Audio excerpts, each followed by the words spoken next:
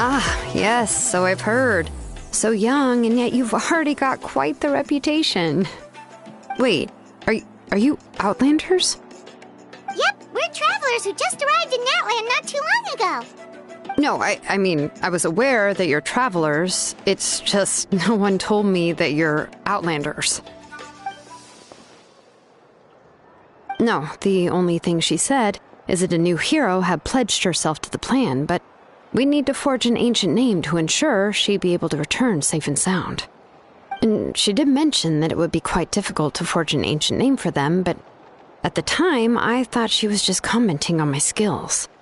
But I seem to understand where the true difficulty lies now.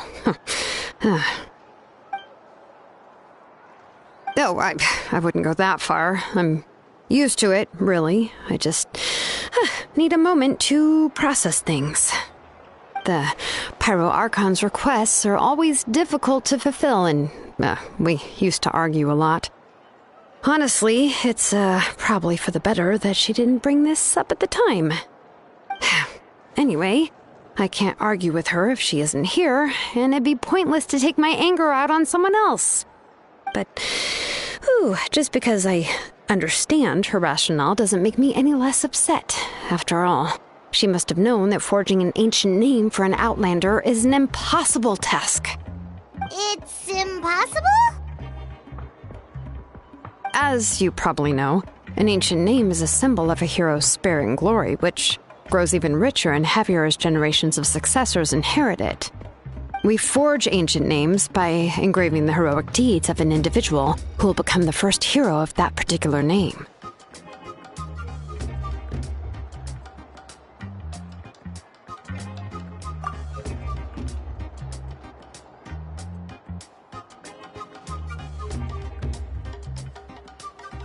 But they were all performed outside of Natlan, correct? Yeah, that's right. Then those deeds haven't been recorded by the Night Kingdom.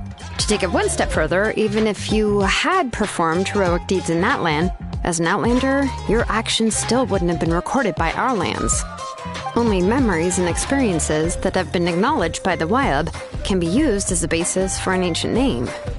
Even the greatest of craftsmen cannot create something out of thin air, you know. That's just how it is. Seems the Wyab don't want just anyone to get a name, huh? Mawika, of all people, should know better than anyone. Yet she still entrusted the task of forging the ancient name to me. Oh, Paimon gets it. Nobody's happy being asked to do the impossible.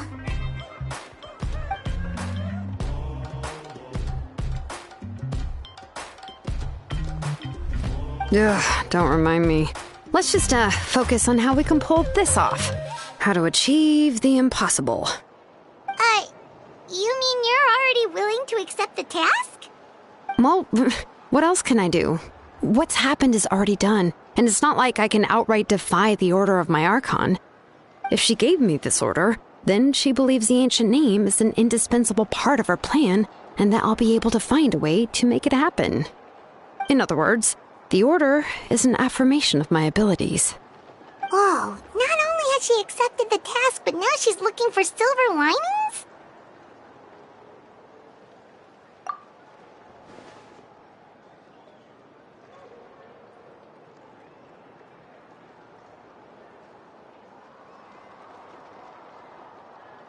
The key is getting the Wyab to somehow acknowledge the traveler's existence and record her heroic deeds. We heard the voice of a Wyab when we were in the Night Kingdom before. We even had a whole conversation with her. If we can talk to her again, maybe we can figure something out together. Well, every tribe has their own Wyab. How do we know if the one you met is indeed the best one for us to talk to? Plus, considering the unprecedented nature of this situation, I have a feeling that the acknowledgement of one Wyab alone would probably not be enough.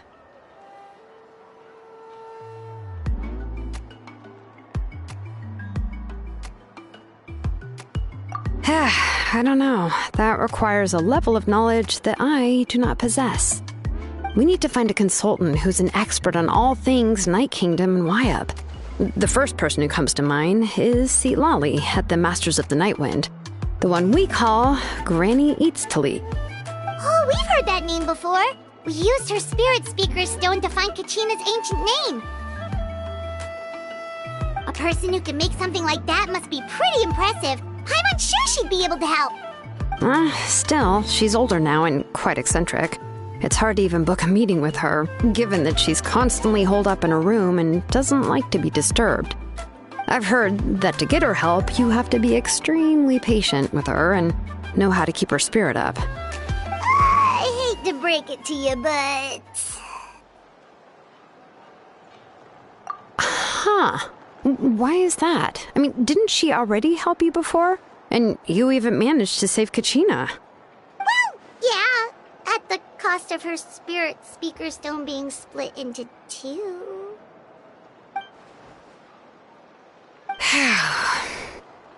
Great going, Moeka. We're already off to a rocky start here. In that case, I guess your only option is to try to emphasize that this is an important order from the Pyro Archon. Hopefully, Citlali would still want to show respect to the Archon. I'll also write you a letter on your behalf. If you can find someone to deliver it and mention some good things about you, then that should help too.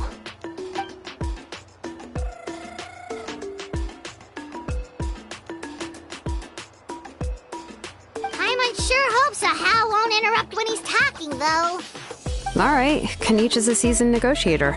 I trust that he'll know the best things to say.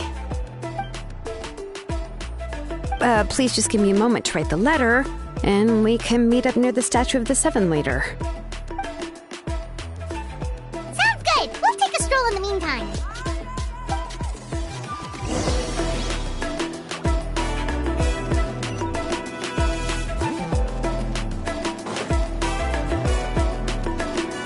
All right.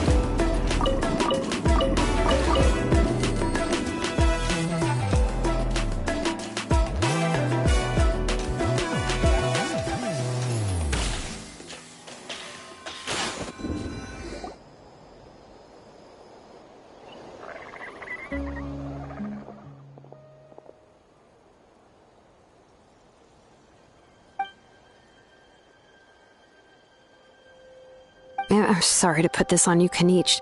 It's just that you're probably the only person who knows how to deal with her.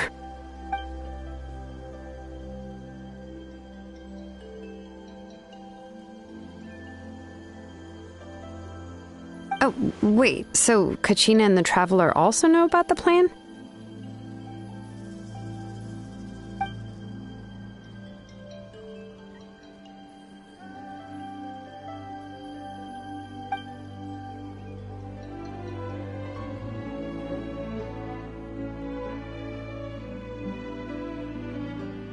Right. She mentioned there are 6 heroes and that Shilonen is one of 4 that have already been acknowledged.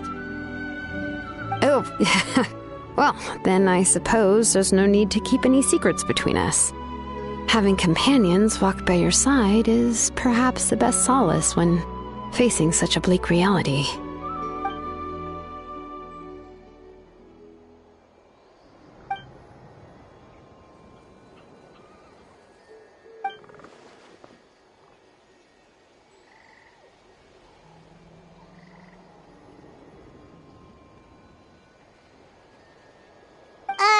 Citlali knows him too?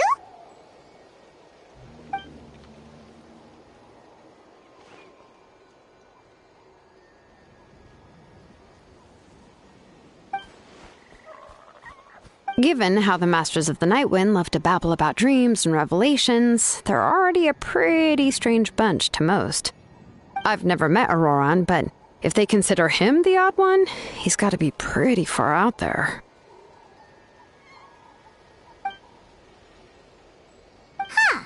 Makes sense. But Paimon wonders how Citlali could be the first one to notice Auroran's disappearance if she spends the whole day in her room.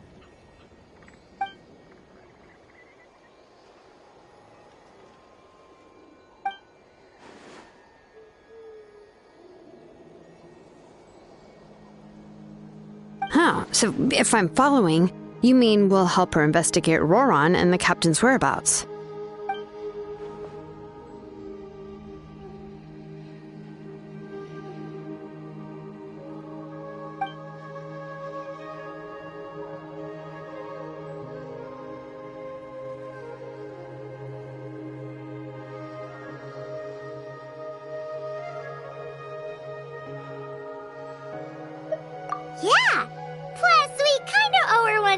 to make up for breaking the spirit speakers down. This is a pretty well thought out plan.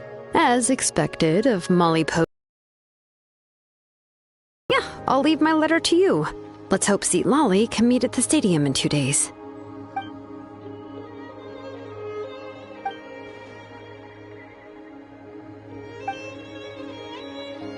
Okay, then let's part ways for now. I'll see you in a couple of days.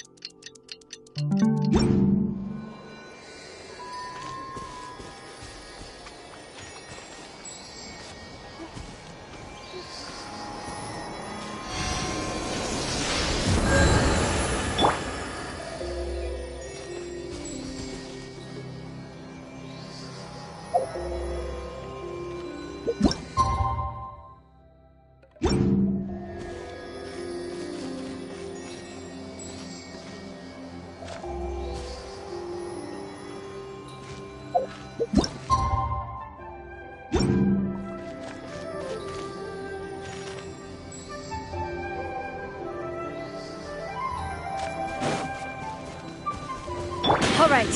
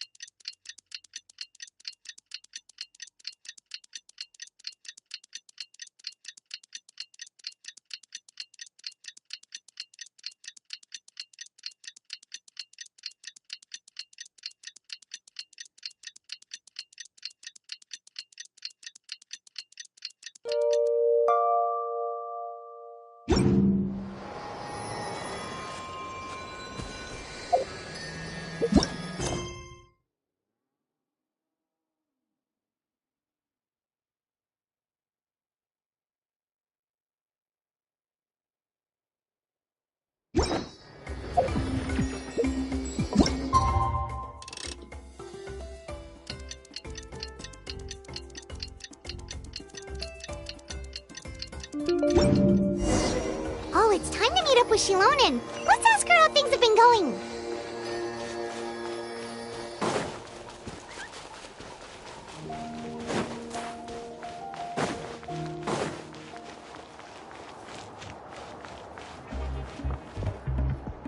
Hey, Xilonen, how's everything going? Oh, hi, Traveler and Paimon. I have bad news. Seat Lolly did not reply to our request, although I suppose I'm not too surprised. Huh? You mean she didn't even bother to give Kenichi a response? Guess she really does have quite the ego then. Yeah, well, she can be also quite eccentric, though she's one of the most gifted people around. Even the Masters of the Nightwind often struggle to work with her. My guess is that she probably has other reasons for not deigning us with a response. But let's go to the stadium and see if we can meet her there. If we do get a chance to talk to her in person, we can still try to work something out. That's true. Let's go!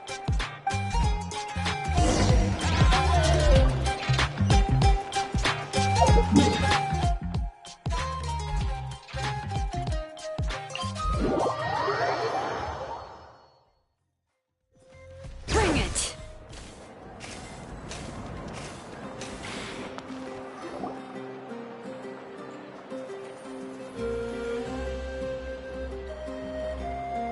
Paimon doesn't see anybody. Seems she's just not gonna show up, huh?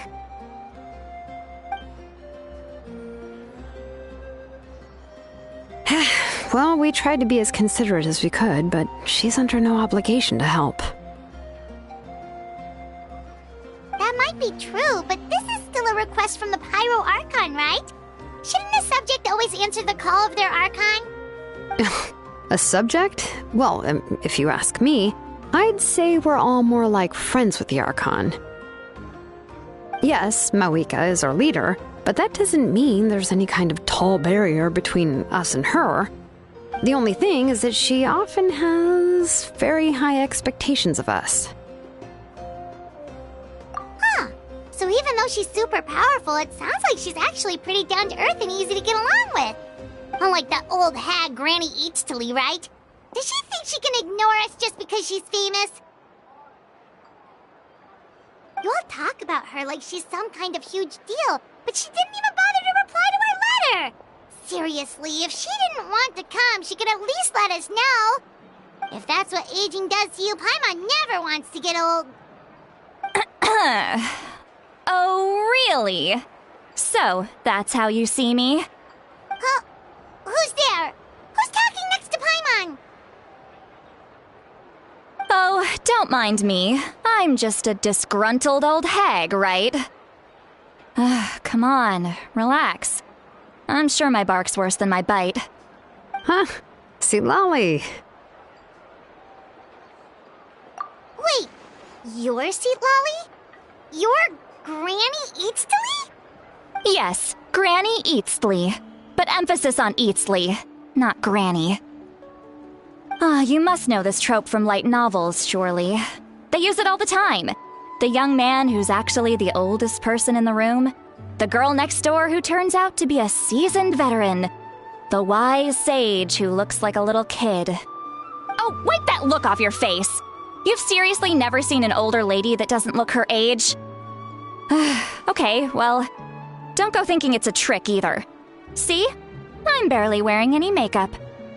Did I forget to mention, she's called Granny, but she's actually pretty young.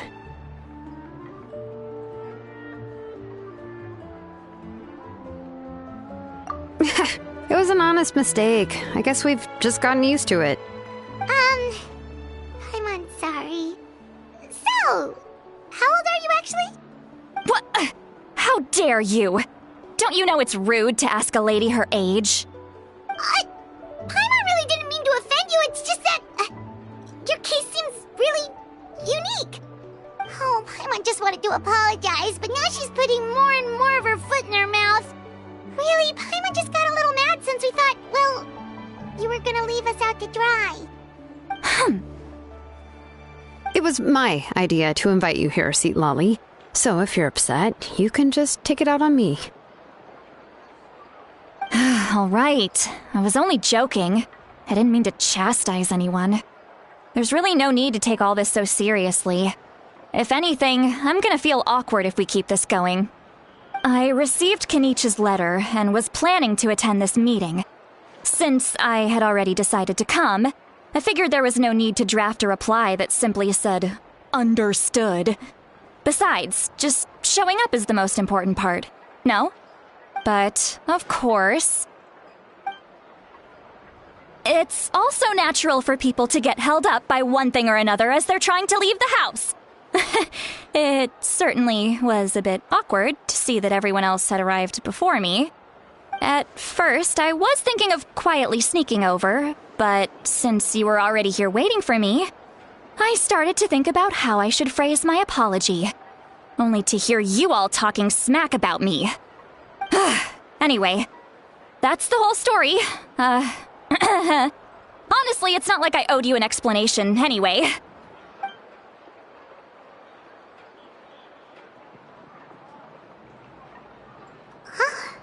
What's with that expression?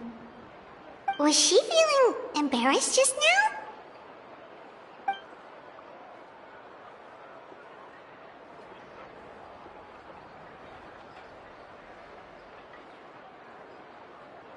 When the Masters of the Night Wind say they struggle dealing with her, I wonder if the feeling is mutual. She seems to be pretty awkward herself. Everything she does and says seems a little forced. Anyway, Xilonen, I heard that you require my help in crafting an ancient name. Correct. The situation isn't like anything we've handled before. Let me explain. I see. So Mawika has asked you to forge an ancient name for an Outlander. Well, that would be a first. And you've also heard all about Auroron. I must say, he's always been a good kid.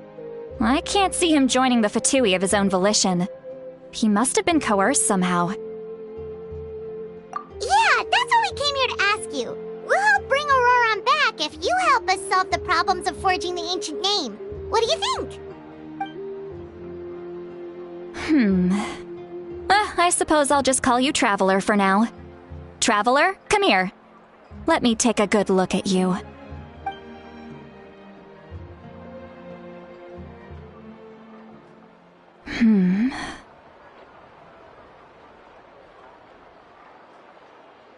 Wealth leads to unending conflicts between people. Yet you alone transcend the value of gold.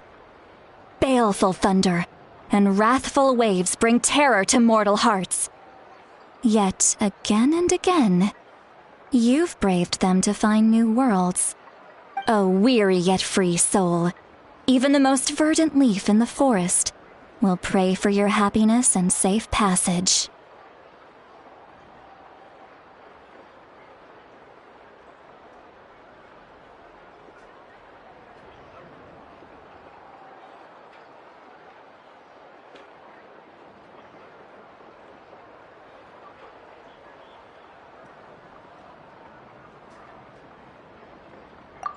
Those are all the things that I could see in you.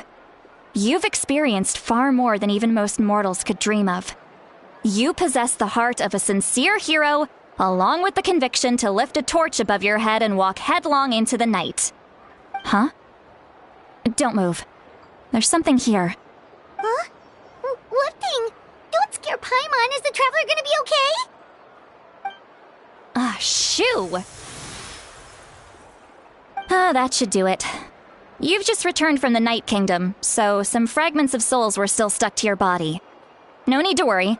I've just cleared out the last of them. Isn't that kinda like having part of a ghost come back with you? It's nothing as serious as that. If left unattended, the most it could do is stir up some chaos in your mind, and generally worsen your mood. Well, in that case, better to get rid of them. It was nothing. Xilonen, let's follow your proposal. Once you've brought Auroron back, I'll take you to see the Lord of the Night.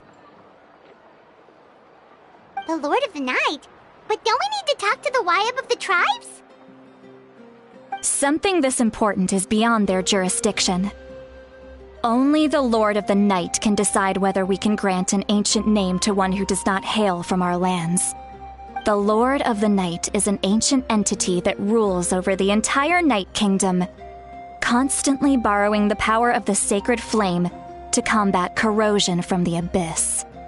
Oh, so you're basically saying it's even more powerful than the Wayab of the tribes. Well, that sort of makes sense, being the Lord of the entire Night Kingdom and all. Not exactly. It's not so much that one's more powerful than the other. But never mind. That's not important. It would take too much time to explain. Just listen carefully to what I'm about to tell you. The Lord of the Night is currently in a deep slumber, and we can only communicate with its consciousness while in a trance. In other words, in a dream. But I will need to prepare a few more things if we are to hold a ceremony to achieve the state of the trance. I'll make a list. Can any of you get everything for me? I can go. It'll probably be a long list, so better leave it to someone who knows all the local vendors. Sounds good. Then we'll go with St. Lolly to track down Auroron. Phew, the Fatui are nothing to scoff at, so please, be careful during your investigation. If you need any help, just come find me. Yep, we'll be sure to play it safe.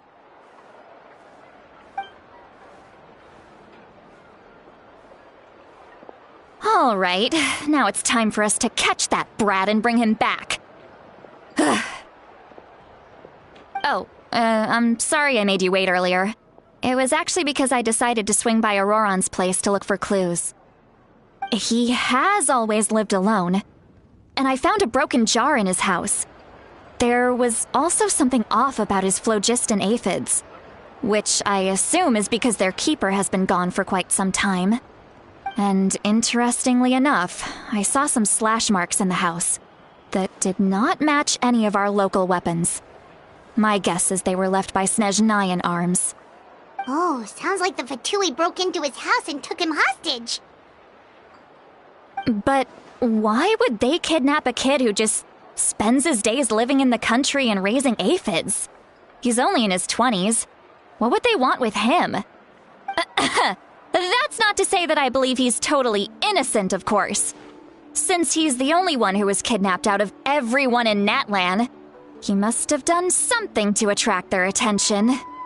In any case, we'll get to the bottom of this once we manage to get him back here. I'm truly sorry to put you two through all this trouble with me. But please help me get him back. You can count on us! All right, then let's start by heading to where Auroron was seen last.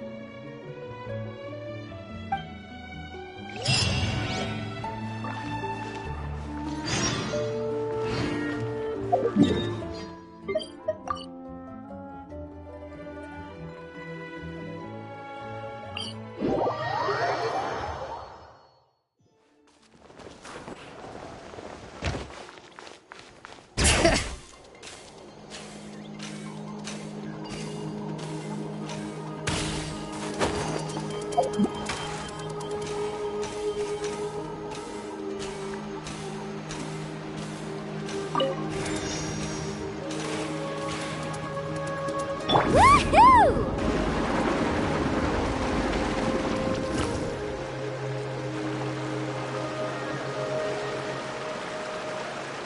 This is the spot.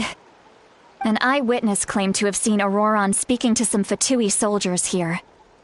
I don't know how much you're willing to believe me, but Auroron really is a good kid. I see no reason why he'd suddenly get involved with the Fatui. I'm convinced that what the witnesses saw was actually the Fatui coercing him, or perhaps trying to extract information. However, I doubt anyone would believe me, given there are no signs of a fight. Didn't Kanich say that she's a big name in Natlan? Feels kinda weird to see her so frustrated and helpless like this. Auroron? Well, he was left at the side of the road as an infant, and the people of the tribe took him in. You could say that everyone had a hand in raising him. He learned a lot from us, and once he reached adulthood, he built himself a house out in the countryside.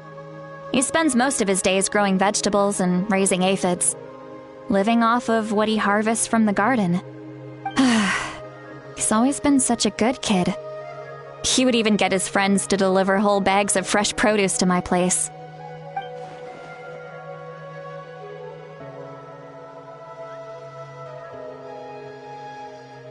Oh well, let's keep looking. He can answer all of our questions once we find him. He's been raising phlogiston aphids for a long time, and since they were disturbed, they secreted a special type of phlogiston. We can use that substance to track his movements. Let's follow the phlogiston trail. Huh? What trail? Paimon doesn't see anything. Oh, right. I forgot your eyes don't naturally perceive such things. Here, give me your hand.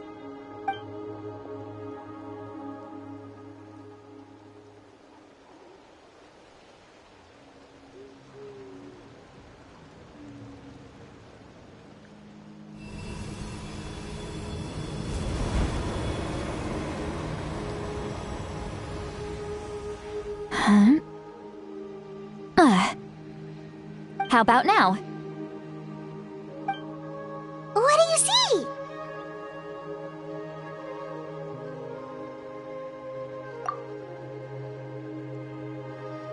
Whoa, Paimon can see it now too! That's right. I used a spell to temporarily transfer a portion of my senses to you. For a short while, you'll be able to see the phlogiston too. Wow, you can even share your senses with us? First time Paimon's heard anything like that. It requires a very rare spell that most people aren't adept at. But don't worry, it's a cinch for me. Between the two of you, it seems the Traveler's senses are a bit stronger than Paimon's. When I held your hand just now, I could sense that you've got a great affinity for phlogiston. You're extraordinarily gifted. Anyway, we'll need to use our vision now to track down Auroron. Good luck, you two. Over here, this way! See, Lolly might say a lot of deep and confusing stuff, but this spell of hers is really something. What was that? Oh, Paimon was just complimenting you, really.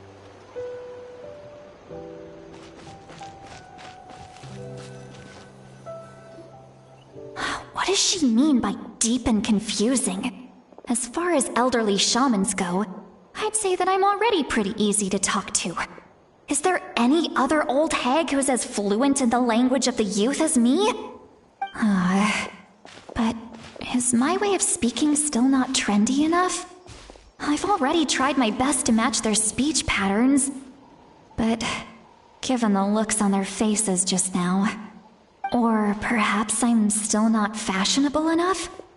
But that can't be, right? Don't tell me they're still getting the impression that I'm super old-fashioned. Huh?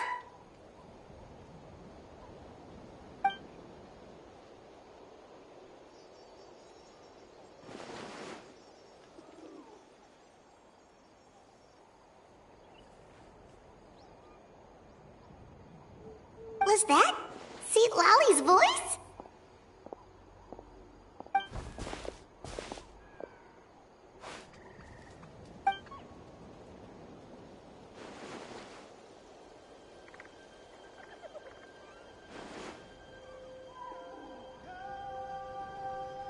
Now that I think about it, it's a good thing I found some helpers this time. Some things are best done with the help of friends.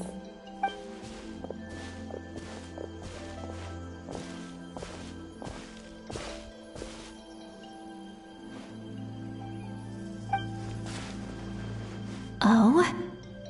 They appear to be feeling quite confident. Looks like our work will go smoothly.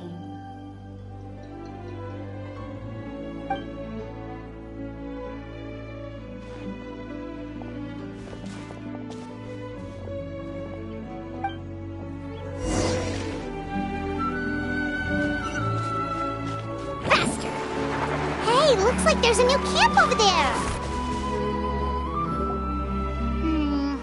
Yep. Judging by Paimon's experience as a guide, it definitely looks like people set up camp here. Wait. The phlogiston here is a bit odd. Let me see. Paimon sees a small shape here. Could it be some sort of symbol? This is a distress signal for the Masters of the Nightwind. Only someone from our tribe would recognize it. So Auroron was indeed being threatened. We've got to find him. Fast. Leaving such a subtle mark implies that he was trying to be discreet. In other words, he was probably under the Fatui's watch. If they notice us, we can just charge in and fight them to the death. But But what if my darling grandson is also there? I can't have him caught in the crossfire. No, I've got to be careful. Otherwise he'd get hit as well. How annoying. No, I've got to stay calm and keep my composure.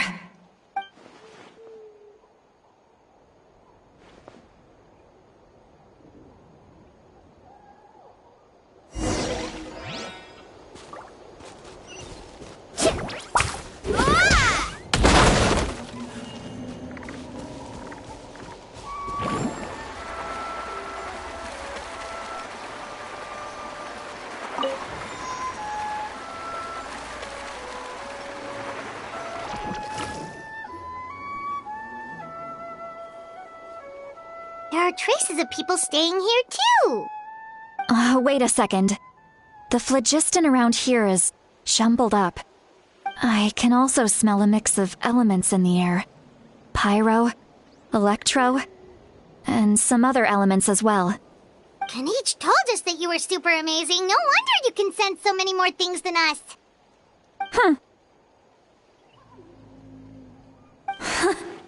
It's about time that little brat said something nice about me.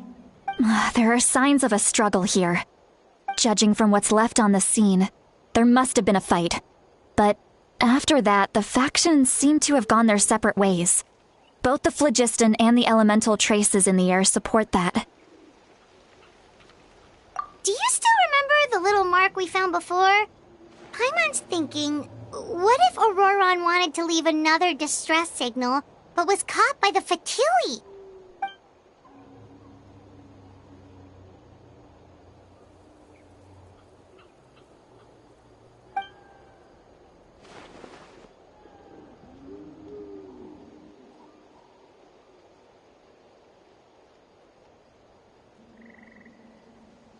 Given there are 2 signals leading from here, we should split up as well.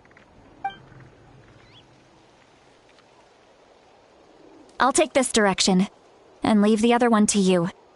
Let's meet up again later.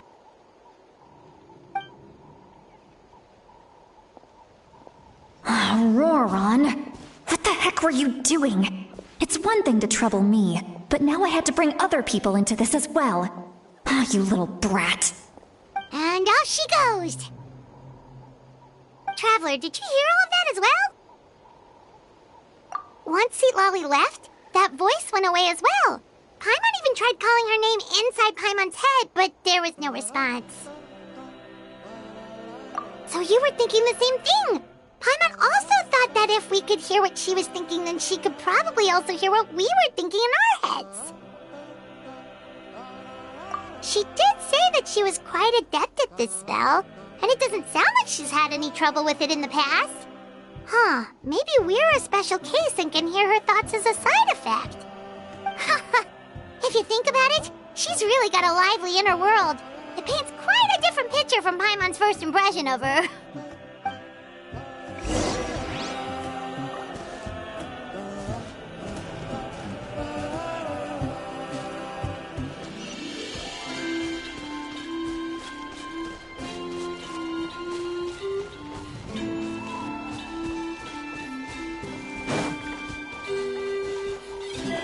See some traces here. Let's follow them and see if we can find anything up ahead.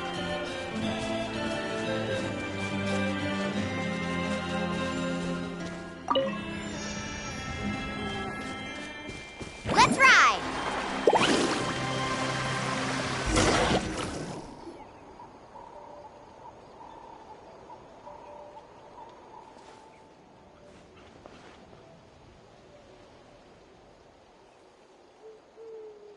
Did you find something?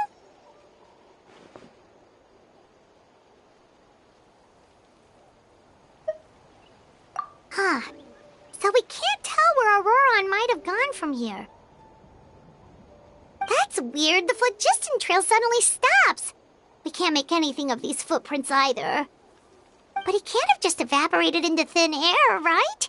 We know he wasn't alone. He had all those Fatui with him. So, you can hear the sounds of the wind from beneath the earth.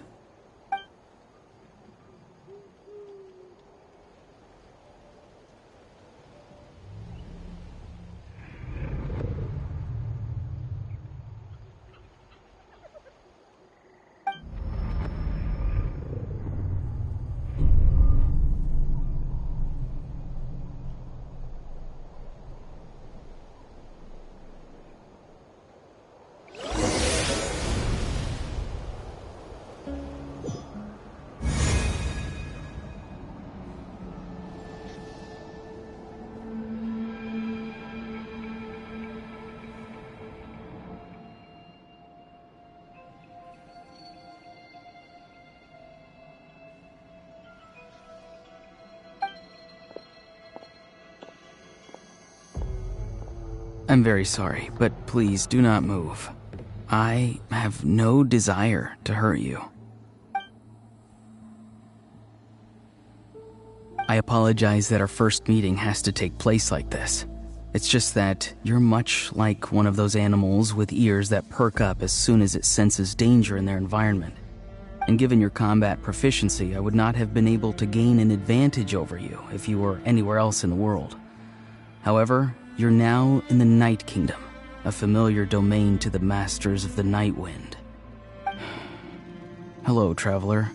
I'm Auroron, the one you've been searching for. Ah, the Fatui's custody. I see. So even Granny has told you that I was coerced by the Fatui. I'm afraid you've been brought here by a lie, like a false omen in the lingering smoke. My friend and I only left those traces to lure you here. Deceiving you was never our true intent, however. It was simply the fastest and most feasible way for us to set up a meeting. Greetings, traveler from afar. Be careful with this traveler. Her soul is temporarily restrained by us, and it appears to have become more fragile in the process. It's taking all my concentration to hold on to her. It was I who tasked Auroron with leaving the traces to lead you here, and I who used the Master's ritual to bring your soul to the Night Kingdom. I've heard much about you from the past encounters you've had with my colleagues. Given the present situation in Natlan, I would like to sincerely request a formal meeting with you, in person. I will use the opportunity to explain my goals and motivations to you, as well as why I mistrust Malwika, the Pyro Archon. I believe there is little reason for you to blindly follow her plan. If you would like to hear our intel, then find us to the east of the stadium. But remember, not a word of this to anyone. I would like to avoid any further conflict. You will see me again once you return to reality. No matter what I say, please, help me keep this a secret. This is all to avoid dragging Granny into this conflict.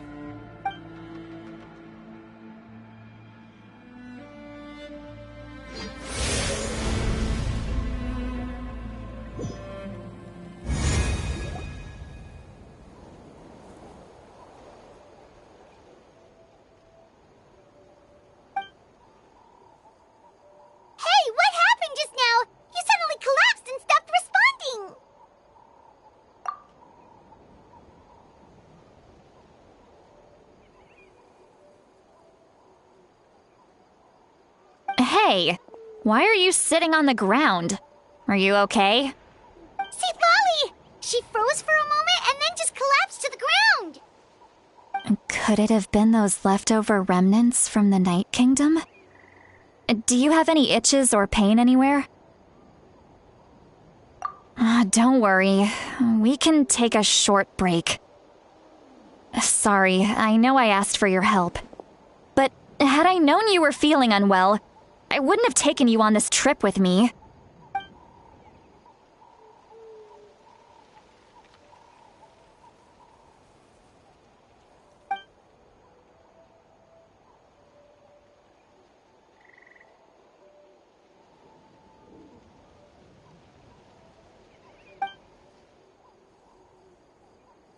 If you're feeling sick, you should just say so. See, Lolly should be able to, exorcise any ghosts or weird stuff that you picked up in the Night Kingdom. A seasoned traveler must know the importance of not pushing yourself beyond your limit. If you need anything from me, just say the word. In any case, let's take a bit more time to rest now.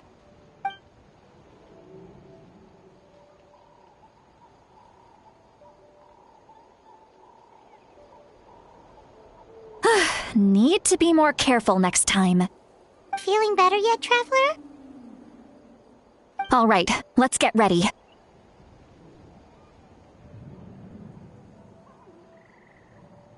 I followed my phlogiston trail earlier to a stronghold guarded by soldiers. I have a feeling that Auroron is probably being held inside. Oh, so it's close by. Then let's head over right away. Well, I recruited you to be my helper, which means we're in this together. Like the wind and the clouds. We either move as one or not at all. But if you want to make it up to me, then just be sure to fight extra hard when the time comes.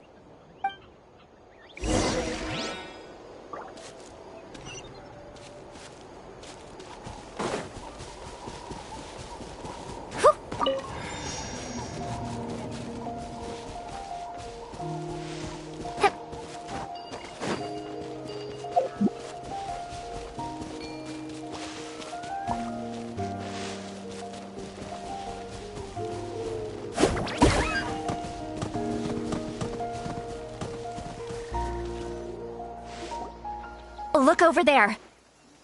Huh? Paimon thinks she sees someone in the middle of the camp. That's Auroron. So he really was taken by the Fatui.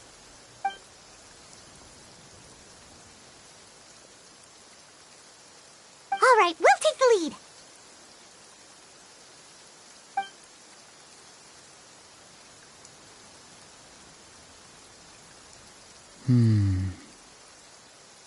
Hey, quit daydreaming. Don't you have work to do? I cannot see the sun. What? Without the sun, I cannot see the truth. You are currently blocking the light, so I must beseech you to move aside. Huh? Okay, Mr. Philosopher. That's enough mumbo-jumbo. Wow. I'm going to rip that guy's head right off. See, Lolly's struggling to control her temper now. Are you ready? Let's go kick their butts. On my count. 3, 2, 1! Still trying to resist? You've got no idea who you're up against. Got him! Skyward! It isn't time for a real escape!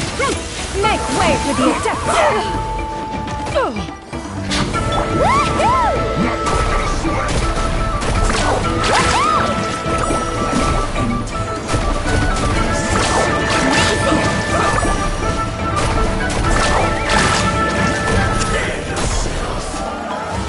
This should be fun!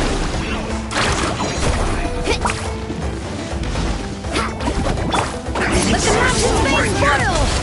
Need to serve fast! This quickly! Surf's up! Check this out! Amazing! Yeah! Scatter!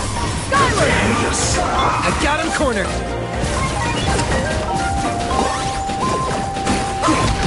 Time for you to pay the price. No. Don't turn back.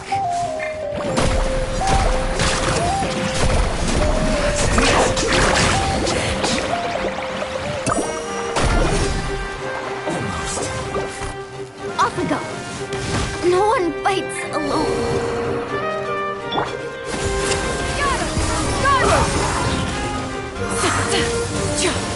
Bring it!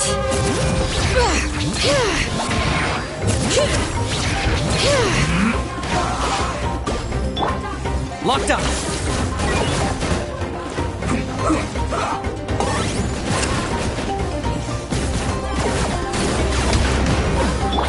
Yeah! Scatter! Skyward! Seize the sky!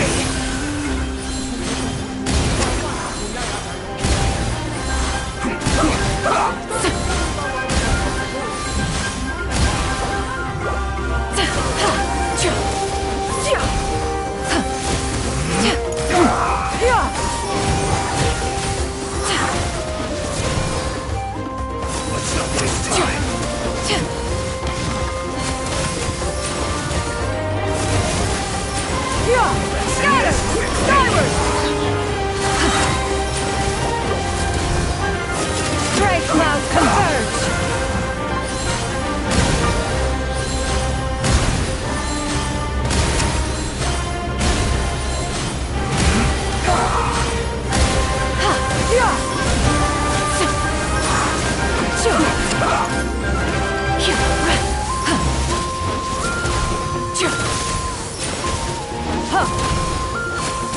Let's end this quickly! Skyward!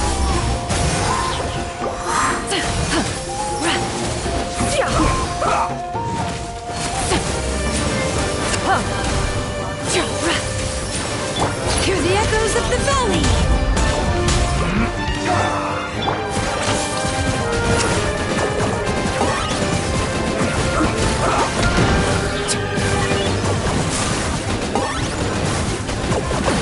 Target acquired! Yeah! Skyward! Make way for the... Ho! Yeah!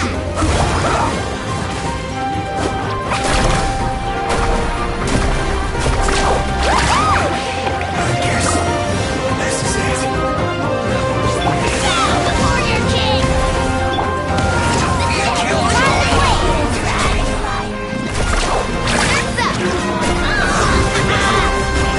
I see through you!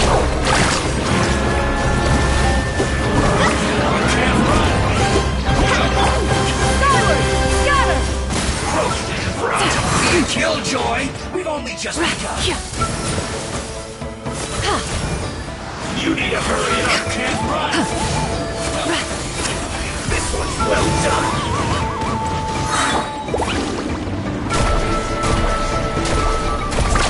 Amazing! Don't be a killjoy! We've only just begun! I must protect my clients. Let's ride!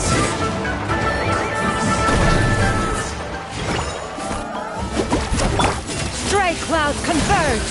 Use this first! Carbon waves! Surf's up! Alright, letting brave names echo! Yeah! Scatter! Skyward!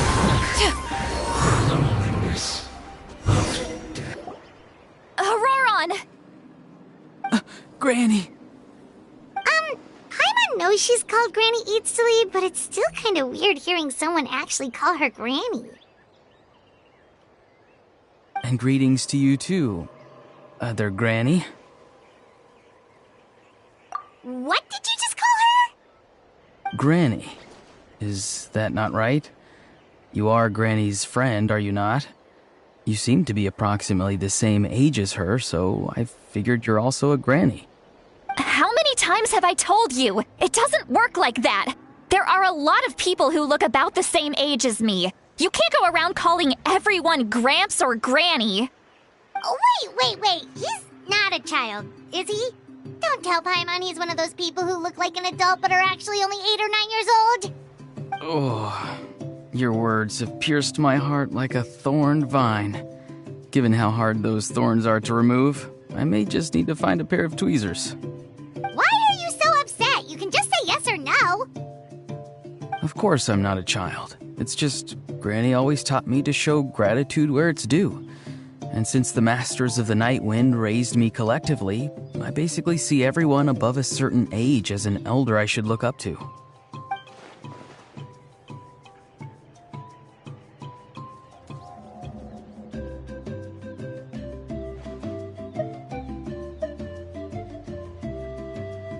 Exactly. But if you keep that up, then everyone's going to be your senior. And do you think saying all of this is gonna save you from a scolding, Auroron? Haven't I told you 100 times since you were a kid? Heed the 3 warnings. Be wary of bees prowling around, scammers looking for their next victim, and strange people who appear out of nowhere. Oh, so you do remember, and you just chose to ignore them. I always knew that living on your own was going to get you into trouble sooner or later. But getting kidnapped? That really takes the cake. You won't always be able to rely on other people coming to your rescue, you know. You're just lucky we got here when we did. Or we might be launching another search and rescue operation to find out where they put your severed head. I'm sorry, Granny. I'll be more careful next time. Next time? Oh, good one. You think there'll be a next time after this? Not a chance. They didn't hurt you, did they? No, they just asked me a lot of questions about Natlan's terrain and made me draw a map of the ley line distribution. Okay, now answer me honestly. Were you the one who helped the captain escape after his battle with the Pyro Archon? Yes. So why did you do it? Because they said they would need my help from there on out. They also said that if I refused, they'd just come to you, Granny, and they'd already figured out a way to make you do their bidding. Hey! I'm no ordinary Granny! Would they really dare to come after me? And you! Did the gods give you a brain just for you to not use it? Did you really believe everything they said at face value and not stop to think? Thankfully, the Pyro Archon only asked that we find the mysterious individual from the Masters of the Night Wind and didn't slap your name on a wanted poster. Don't think for a second that she doesn't know what's happening. Even if the truth that you see will soon manifest into reality, there is still no need to preemptively panic. Have you forgotten the words that I've taught you? I'm sorry. Forget it. We can submit the details of this camp and the defeated Fatui as evidence of your innocence. Let's clean this place up and get back to the city. Auroron, you better remember this lesson well and seriously reflect on your actions. Also, once we return to the city, come to the Speaker's chamber with me. I'll need you to explain everything. Sounds good. Should I bring some of my homegrown vegetables as well? Your vegetables? Yes. I grow a lot of fresh produce in my garden. I hope the Pyro Archon won't be too picky about the selection. Now's not the time to be thinking about that. If you do come face to face with the Pyro Archon, the first thing you should do is... recite the 3 warnings. Huh? No! You should emphasize that you were not in cahoots with the Fatui! How exactly did the Masters raise this guy? Oh, right.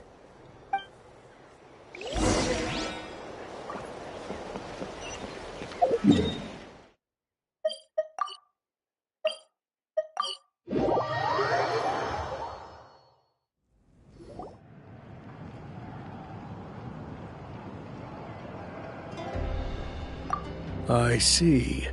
So Auroron came to the captain's rescue because he promised to help him in exchange for Citlali's safety. That's right. I'm sorry. Now that you know Auroron was only trying to protect another member of his tribe, could I ask you to petition the Pyro Archon for her forgiveness? We'll give her a full report. We'll let you know once she's reached a decision. Will I need to stay here? Technically, yes. But if Miss Citlali is willing to serve as your guarantor, then we can release you from custody. Sure. I'd be happy to do that. I don't have any more time to waste here. I still have other things to do. Understood. Thank you very much. Mr. Auroron, please report back to the Speaker's chamber as soon as you've received notice of the Archon's decision. I understand. Thank you. And thank you too, Granny. Whew. Well, at least you won't need to hide your face anymore. Traveler, Paimon, thank you very much for your help. And don't worry, I haven't forgotten about my side of the deal. Once Auroron is settled, I'll go talk to Xilonen and get started on forging an ancient name for you. Oh, thank you! You scratch my back, I scratch yours. It's as good as done.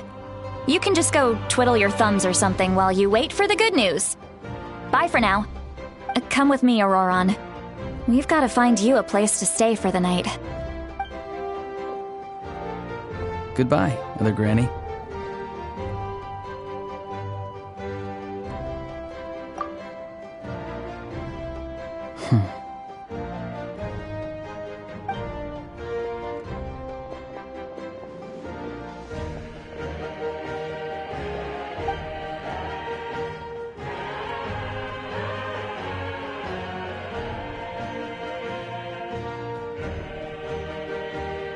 We're finally done. Alright, it's time to find some grub.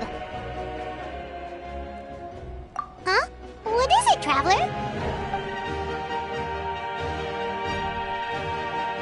What? That captain? Sorry. Paimon just didn't see that coming. So you really saw him in the Night Kingdom? And he didn't attack you? Oh, that Auroron, what is he up to? He sounded earnest enough just now. Paimon would have never guessed anything was happening. All that stuff about protecting Citlali and being forced to help the Fatui, when he's actually been a willing accomplice all along. Yeah, you're right. Still, Paimon appreciates you telling her about this. Paimon will support your choice no matter what, so if you want to go, we can go together. We still have another whole day before the meeting, so we'll just meet with them when the time comes.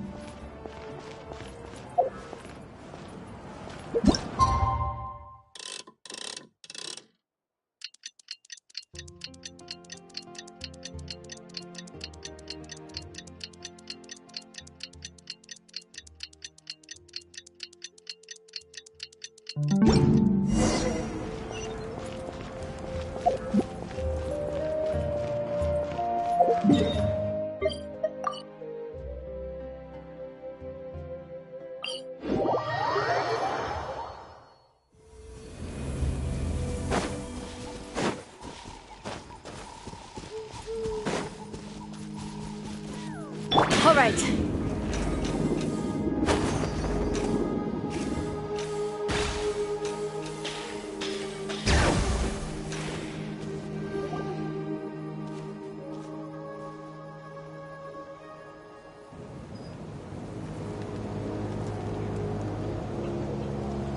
Weird. Paimon doesn't see anyone. Oh, please don't let this be a trap.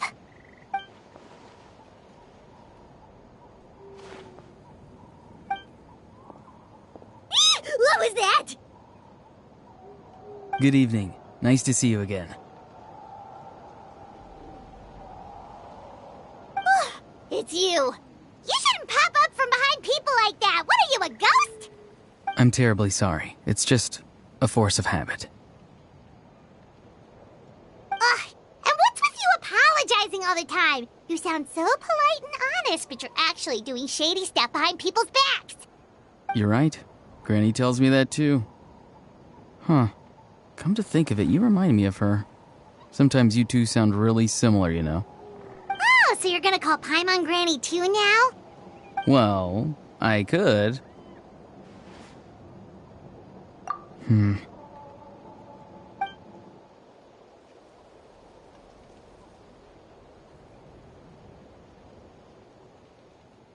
It's all clear. Over to you. Excellent. The fact that you showed up proves that I was right about your character.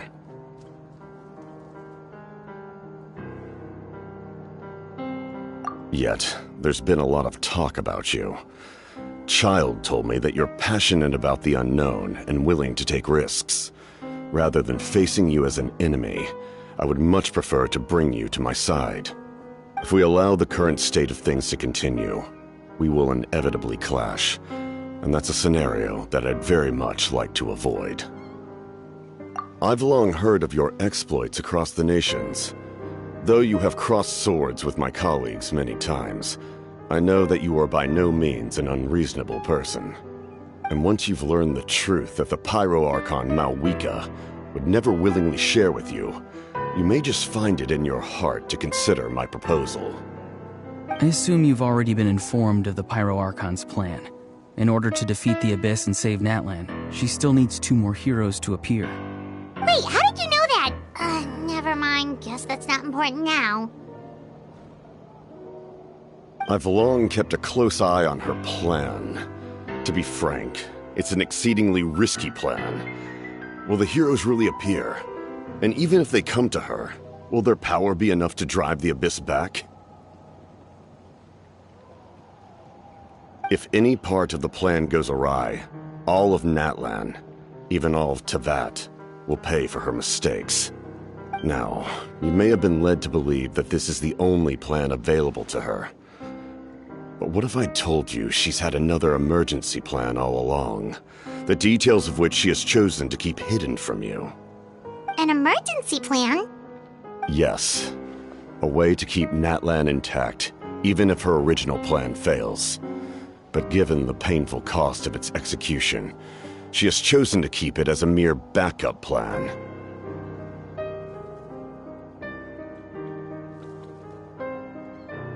Whether this stems from hesitation, fear, or even naivete, I cannot say. But Natlan cannot afford to wait until she comes to her senses.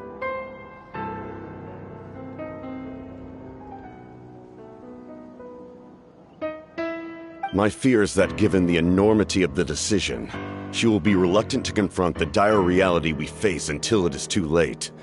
There will be no time left to execute the backup plan, and all of Natlan will be lost to the abyss. We have to make the decision for her, here and now. Yeah, do you have any evidence for all this? Just telling us a bunch of scary stuff isn't enough, you know. Besides, wasn't it you who tried to seize the Gnosis for the Tsaritsa's plan?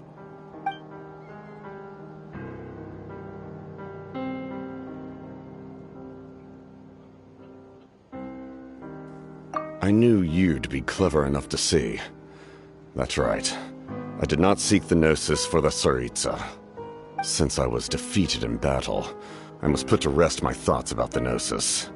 But even so, my desire to save Natlan remains unchanged.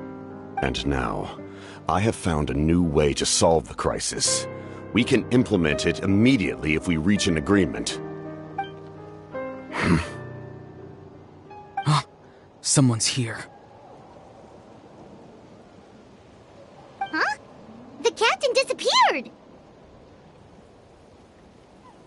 Something is rapidly approaching. Oh no. Something? Bad news, chump! It's your granny! Oof. See, Lolly? When did you get here? I knew something was amiss after we were separated. Hidden ceremonial tools, an unconscious traveler. I must say, I'm very curious about what you're up to. How dare you go behind our backs like this, Auroron? Colluding with the Fatui? Really?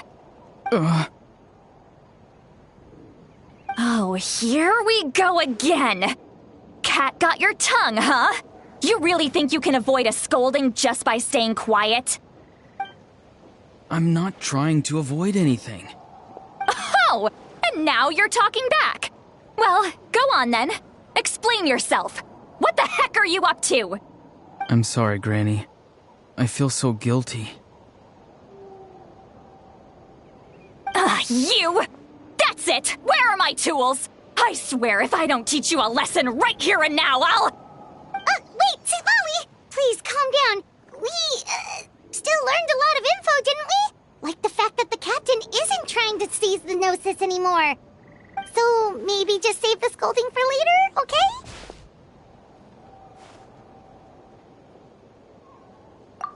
Listen well, Auroron. You're only getting out of this now because of the Traveler's plea. This isn't over. You hear me? You're right, Traveler. Let's go. We can discuss this more back in the city. You two keep an eye on Auroron for me, okay?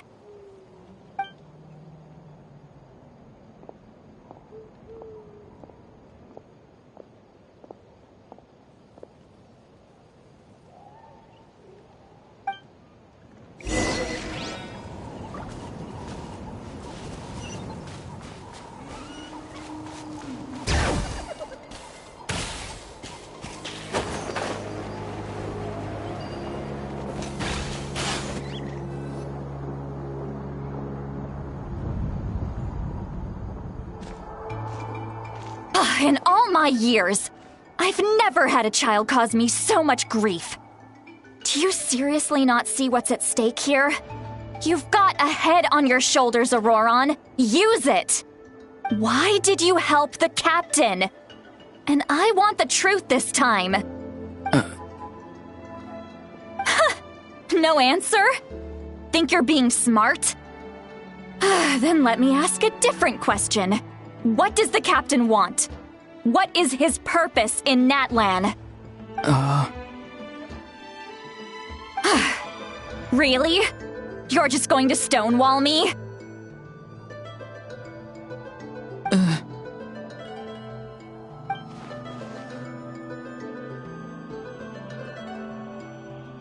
Just use your brain for a second. What do you possibly stand to gain by helping the captain? Only endless trouble awaits you and everyone in the tribe. You've always been a good kid. Why would you throw that all away now? If you're worried about something, just talk to me. Granny would much rather we had a conversation instead of constantly clashing like this. Why is he staring at us all of a sudden? I'm sorry that you have to hear all this. Indeed. It's like going to visit a friend at his house, only to suddenly hear your friend berating a naughty Saurian. Well, that's an oddly specific analogy. Wait, did one of your friends really do that? Yes. And every time my friend scolded his Saurians, they would look at me the same way you're looking at me now. Helpless and embarrassed. Wait, but you're the one getting your head chewed off. Stop making this about us! Indeed, you've got a point. Then please just hang in there for a little while longer. Granny should be done with her scolding session soon. Oh? You dare gossip between yourselves instead of listening to me? You... Sorry, Granny. Sorry, Granny. Sorry, Granny. You know what? Fine. I'm perfectly aware that everything I say goes in one ear and out the other. You're all grown up now, so why would you listen to an old hag like me? You say all the right things, but then you go and completely ignore me. Well, if that's how you're going to treat me, you can stop sending Aoife over to my place to deliver your stupid vegetables! I don't need anything from you! Who's Aoife? A delivery person? That's irrelevant. The point is, he hangs out with this kid, so he must be no good. You kids get to a certain age and suddenly act like you know it all. There's nothing I can say to get through to you. Auroron, if you're still thinking about that so-called duty, then please, just forget about it. The ley lines did not fall to this state because of you. And we've long closed the book on that incident. Seems they've started talking about some kind of tribal history. I'm starting to get lost. That's not it, Granny.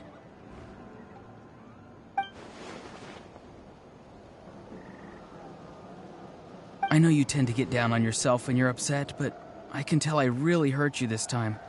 All I can say is I'm sorry. His voice. Auroron!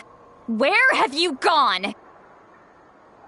It sounds like he's somewhere super far away, but isn't he right here in front of us? I'm really sorry. It's up to all of us to do everything we can to save Natlan. So I've got to go. Get back here this instant! Auroron! What is this? Powder from plant spores? Is that the trick he used? What just happened? How was he able to suddenly get so far away like that? It's a trick of his. If you grind spores into a powder and spray it in the air, it can be manipulated to create an illusion. He pulled it off flawlessly. He must have put a lot of time into perfecting it. Don't tell me that's how he's been hunting in the fields these days. Oh, couldn't he have picked up something more useful? Little brat. That's it. The next time we meet, I'm definitely going to break his legs. Whoa, that's a little extreme. But Still, why does he feel like he needs to run from us? If his goal is also to protect Natlan, then can't we work together? I'm sorry for interrupting your conversation with them earlier. But even if you'd been able to hear them out, there's no guarantee you would have gained anything substantial. Auroron probably did everything he could to get away because he knew I'd get the truth out of him sooner or later.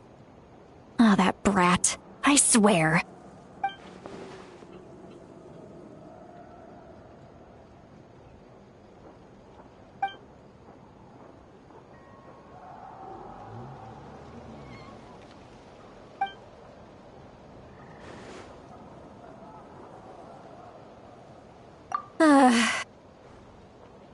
We've got quite a long walk back to the city. Let's take our time. It'll give me a moment to figure out how to explain all this.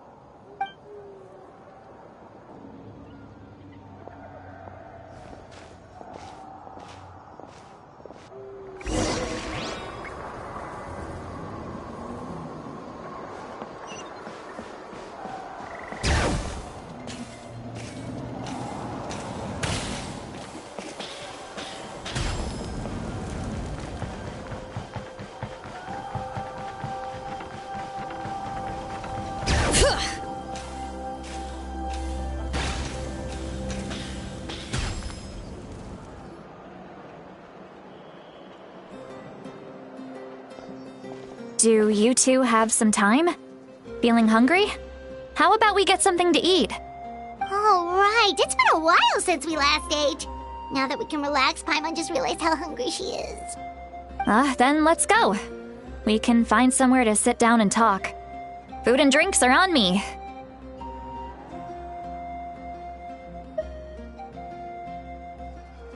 How did this become Paimonville? See, Lolly looks quite down on herself. Alright. It's on Paimon this time. What's one meal to the best guide into that? So you can just sit back and enjoy, sweet Lolly. Paimon will take care of it. Hey, come on now. You won't even let me take you out for some food and drinks? I just wanted to treat you to a meal. Are you sure? We can save you some Mora. Mora is the least of my concerns. Besides, we're definitely due a meal after all the time we've spent together. Let me get this one. I might be an old hag, but I like to think I'm not completely useless. Sure, that's fine with us, but Paimon doesn't want you to be sad, sweet Lolly. Don't worry. I'm sure a juicy grilled steak will work wonders.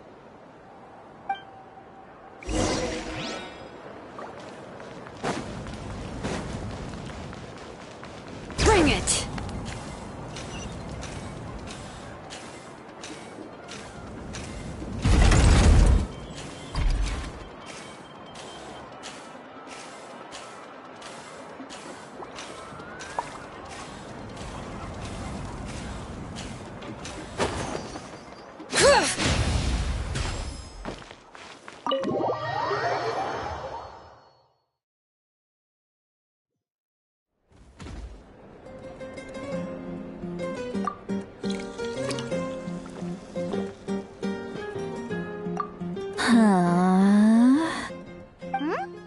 What are you looking at? Do you see two people standing by the door?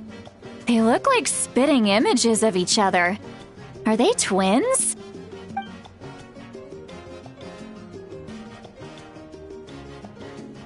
But Paimon only sees one person there. Huh? How could that be? I guess my mind isn't as sharp as it used to be. Give me another bottle, boss! Do you think she's drunk? There you go, miss. Oh my, it's not every day you get to see Granny Itzley here with some friends. Not to mention ones who've made a huge name for themselves recently. Oh, so you've heard of us? Of course I have. Aren't you the ones who saved Kachina and brought her back? No wonder you hit it off with Granny Citlali. She wouldn't spend time with just anybody, you know. I don't even remember the last time I saw her with a new friend. Wait, so you call her Granny too? Well, given our ages, it'd probably be more accurate for me to call her my great-great-granny. She's one of the most famous people at the Masters of the Nightwind. Most days, hardly anyone even dares talk to her. Huh? Gossiping about me right in front of my face now, are you, Chonka? Oh, please, Granny, I wouldn't dare. I'm just beyond happy to see you bring over some new friends. After all, any friends of our regulars are sure to be great customers too. All right, that's enough. Go on now. I'm sure the other customers would like to talk to you as well. There's no need to keep staring at me. I promise I'll keep my alcohol down until I leave. Well then, you have my thanks.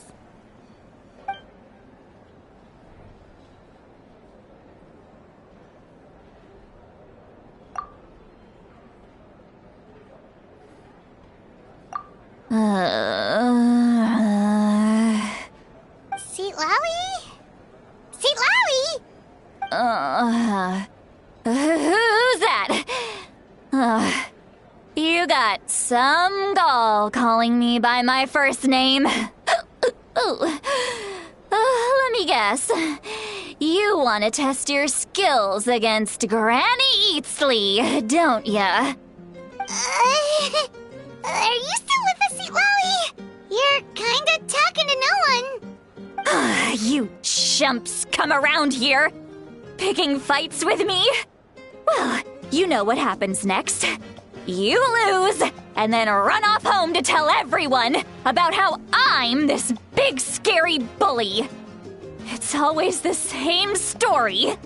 You brats start it, I finish it, and then I end up with the reputation of being some kind of terrible monster among the shamans. I mean, come on. Monster? Me? Really? What did I do to deserve that? Granny Citlali, you're not a monster at all. Exactly! And while we're at it, I'm not some lazy slacker either.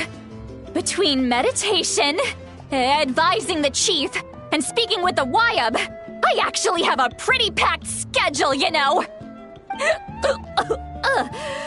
Oh yeah. And I have to mentor all the new kids. Hey, new kid. Yeah, you. Don't play dumb. Didn't I teach you how to find phlogiston? You see? I know my stuff. I'm a good teacher. You tell him. That's more like it. About dang time someone showed me a little respect. Yeah, Granny's a hard worker, all right. You can always rely on old Granny.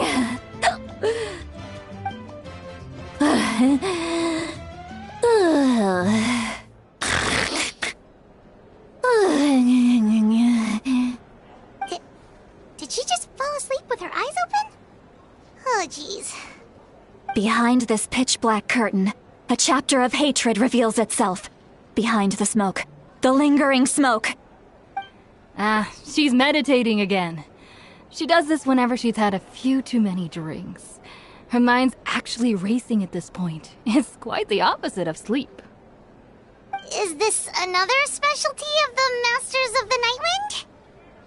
No, I'd say it's an ability that's unique to Citlali herself. While she can easily pick up everyone else's skills and tricks, few have been able to master hers.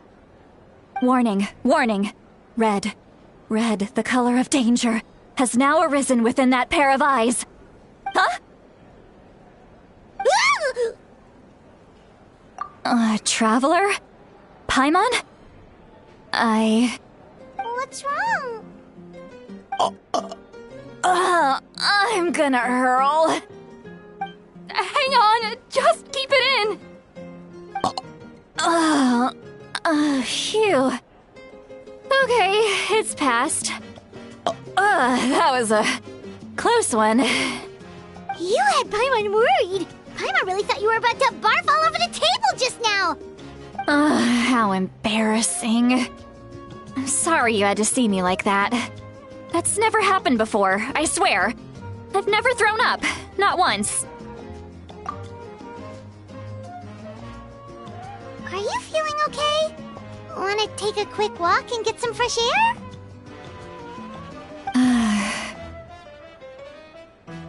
There's so much that I want to say, but I can't. Why not?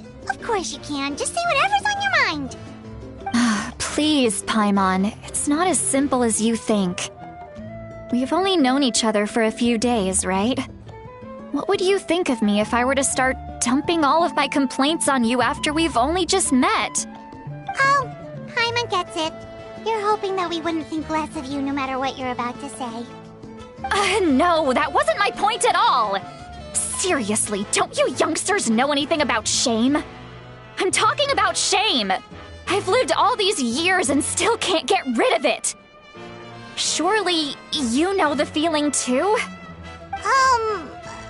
Actually, about that. Huh? Tell me what? Yeah, this is as good a time as any.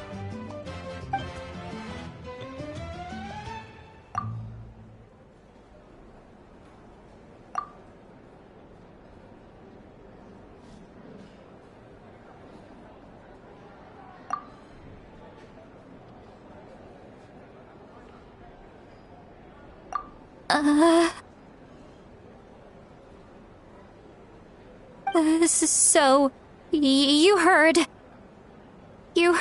my... It's okay, Sweet Lolly. You had every right to complain about those things. I can't take it anymore! Why do these things happen to me? Hearing me mumble under my breath is one thing, but hearing what I mumble in my own head? That's too much! It's just like when you're rolling on the floor in your pajamas, but you forget to lock the door, and someone bursts in to deliver cabbages and sees the whole thing! So that, happens to you a lot. It happens to people in general, okay? Doesn't matter if you're 200 years old or 1,000 years old. Everyone rolls around in their pajamas sometimes. I was just picking something generic. Take a walk with me. I have things to share with you. Looks like she's completely given up. Like those criminals who just confess everything and accept their fate.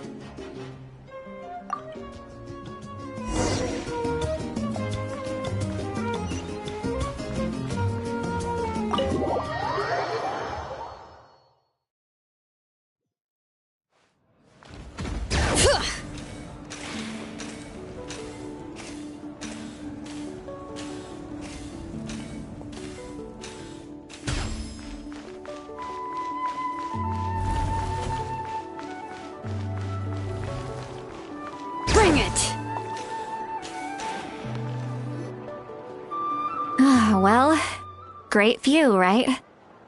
I love coming here by myself. Wow, it's beautiful! You're making me want to cry. Oh no, what do we do? Please don't cry! I was an expression, okay? A figure of speech. I'm just... embarrassed. Here you are thanking me. Even after you helped me all this time. Let's just have a casual conversation. It's easiest that way. Really? You don't seem like the kind of person who keeps things casual. Well, I guess I used to be more of a stickler for the rules. And you're right, I don't usually open up to the people of my tribe like this. I'm just an eccentric old hag to them. That story's been passed down so long, it might as well be true. But you're just a regular person. The kids of my tribe would have a heart attack if they heard you say that. Granny Eatsley is a powerful figure. Be careful around her. That's what they'd say. Well, you are powerful. Are they afraid of you? Some are. Others are mad I always come out on top. A few decades like that, and people stop knowing how to deal with you. What about you? Are you scared of me? We don't find you scary at all. That's because you're not from my tribe. You don't know how many delusions of grandeur I've destroyed just by existing. I make people realize that no matter how hard they work, they'll never become a living legend like me. Oh, not to brag or anything. Maybe it's hard to believe. Just pretend I never said anything. We believe you. Shilonen has full faith in your abilities, and Auroran didn't seem scared of you. He thinks of you as his granny, right? Yes, but Auroran's a special case. Mawika already told you about her plan. And you've given so much help to Auroran and me. You deserve to learn the full truth. Auroran's not like other people. As I mentioned, he was abandoned as a child. The reason being, his soul is incomplete. The Masters of the Nightwind view this as a bad omen, capable of bringing about illness and misfortune. No one knows who his parents were. He was just left on a rock in the wilderness. It's a miracle he wasn't devoured by some wild beast. The Masters of the Nightwind believe they can see human souls, and in Auroran's incomplete soul, they saw a possibility for Natlan. A possibility to turn Auroran into a vessel for lost souls. The ceremony would allow lost souls to gather within him. Auroran would then be sent to the Night Kingdom to return the souls to their rightful place, strengthening the ley lines and completing the ceremony. Wait, that doesn't sound right. Now you see the problem. When damage occurs to the Night Kingdom, the souls held within disperse and remain adrift, unable to find a way back to the ley lines. This loss of souls damages the Night Kingdom even further. The ceremony can send back countless souls at once, which would benefit the Night Kingdom and the souls themselves. Of course, the vessel, Auroran, would be sacrificed in the process. I wasn't surprised the chief at the time came up with the plan. The ley lines were already in a terrible state. A suitable candidate for the ceremony appears, and now you have the chance to make things better. Of course you're going to take it. When the chief asked for my opinion, I didn't give my approval, but I didn't object either. So they went ahead with the ceremony. It failed, and Auroran escaped with his life. Pathetic, isn't it?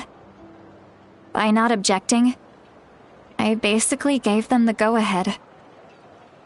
Maybe they didn't have my explicit approval, but it's not like I did the right thing. If the ceremony was successful, Auroran would probably be dead. Of course, in my tribe, death is rarely something to fear. But what kind of message would we be sending by sentencing a newborn to death? By using a human life as a tool? It's not right. So, when I learned the ceremony had failed, I was ashamed by my inaction, and absolutely relieved by the result. The plan was never a secret. Or, I guess I should say, there was no point to keeping it a secret. A simple investigation from Auroran would reveal everything. Everyone thought he would be happy he survived, and he never really said anything to the contrary. But just as I was about to put all of it behind me, he asks this question. Would Natlan have been saved if the ceremony succeeded? Wait, but it's not his fault. He knows that. But he still feels guilty. Auroron has a strong ability to perceive souls. More than any of us. He understands just how dire the situation with ley lines has become.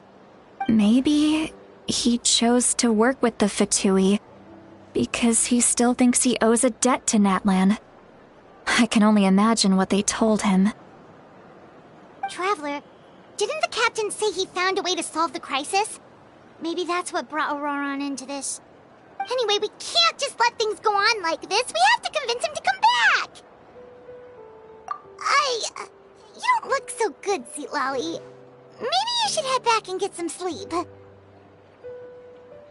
Probably drank too much. It's okay. The fresh air is doing me good. Okay. Forget that. I need to go home. I hit it a little too hard.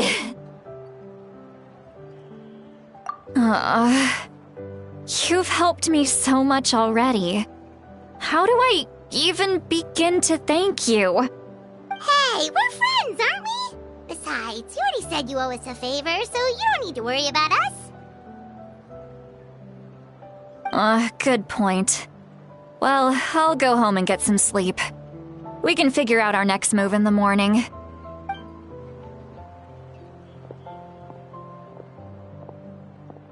Friends. I like the sound of that. Auroron's probably back with the captain, don't you think? You mean about the backup plan? Do you really believe what the captain told us? Yeah, you're right. We should just go to her directly. But she's probably asleep. We can find her first thing in the morning. For now, let's... go to bed.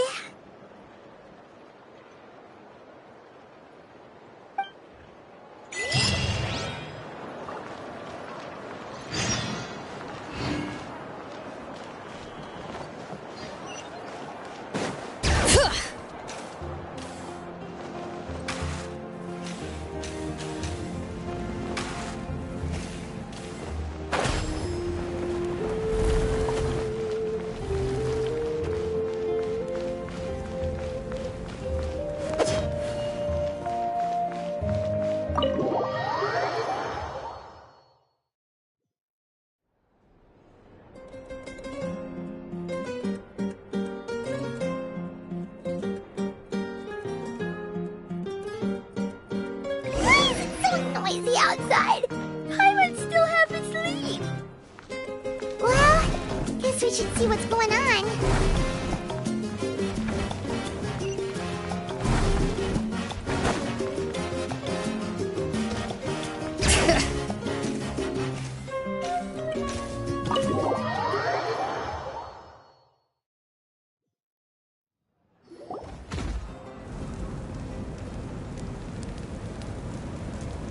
You're already here. I was just about to come get you. Wow, you're up early. That's impressive, especially after all the drinking last night. Let's not bring up last night. I'm embarrassed about the whole thing. Anyway, I was also woken up by the commotion. Looks like all the warriors from the stadium are on the move. I heard many areas have been attacked by the Abyss, including the Masters of the Nightwind. I need to head back right away. The Abyss attacked again? Are you sure you can handle it on your own? Do you need our help? I'll be fine. We also have the support of the warriors stationed at the various outposts. Given the quick response, things shouldn't get too serious. The stadium could always use more manpower, so you should join the forces here. I'm done making excuses for him. He's not a child anymore. He needs to take responsibility for his actions. I was the one who vouched for him, so I need to report back to the Speaker's Chamber.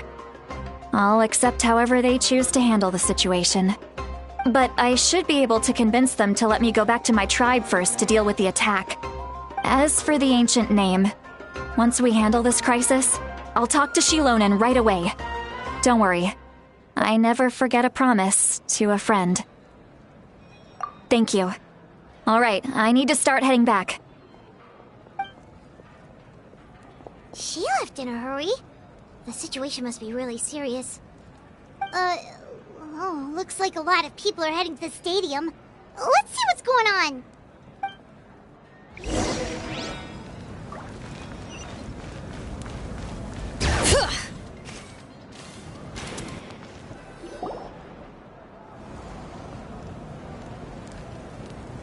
Traveler, over here! Perfect. Our star Outlander has appeared. Oh, you're all here! But, what's with the whole Star Outlander thing? Just my way of saying how awesome you are. We've got a real emergency on our hands, so this is the perfect time for you to show off your skills. Alright, but can we get a quick rundown of the situation first? The Abyss suddenly attacked the Collective of Plenty, the Masters of the Nightwind, the Children of Echoes, and a number of our camps and outposts in the wild.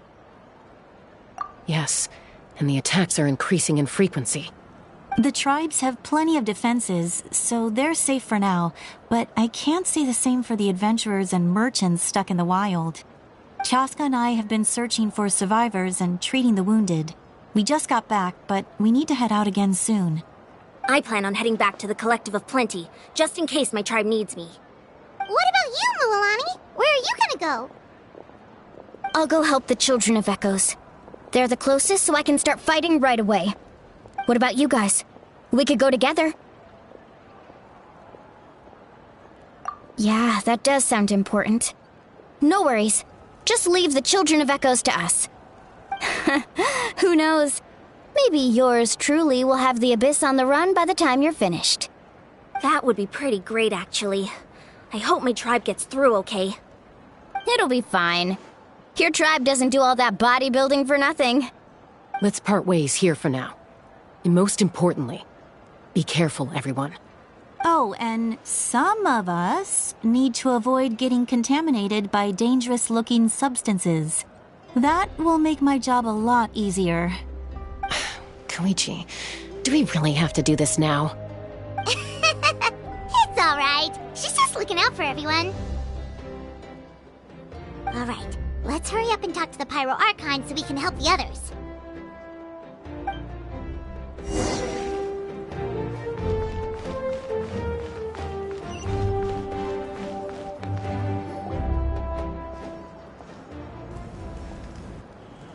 Oh, it's you two. As you can see, things are not looking good right now. People across Natlan are in danger. Look, I'm very interested in your recent adventures, but this is not a good time. So we'll have to keep our conversation short.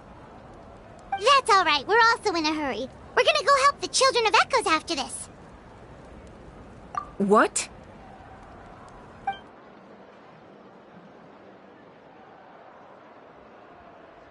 So he thinks my plan is too risky. He thinks I'm being stubborn. I shouldn't underestimate the Fatui's ability to gather intelligence. The Gnosis does have that function, but there's more to the story. I will answer you honestly, but you must help me keep this a secret. I can use the power of the Gnosis to save Natlan, but it comes at a heavy price. The Gnosis would drain all the souls and memories from the Night Kingdom and weave them into a giant net, which would surround the ley lines and protect them against abyssal corrosion. Wait, you can use souls to weave a net? But does that mean... Yes. It means sacrificing those souls in the process. Souls are just another form of life. The cruelty of this method is self-evident. The Night Kingdom not only houses the souls of the dead, but also our memories and legends. Using the Gnosis means converting all three into material for the net, erasing our history and culture. Even then, the net can still become corroded. If we cannot find a way to repair the damaged ley lines before that happens, then all those sacrifices are for nothing. Given the enormity of the price, it's a solution I refuse to consider right now. I want us to win, but I also care about how we win, and what that means for us in the end. Now it's true, both plans come at a risk, but after weighing our options, this is our best bet. Natlan is unique among the nations of Teyvat. Given the ever-looming threat of the Abyss, the Pyro Archons had to account for the worst-case scenario. Having a contingency plan is our duty, not just to the people of Natlan, but to all who live on this continent.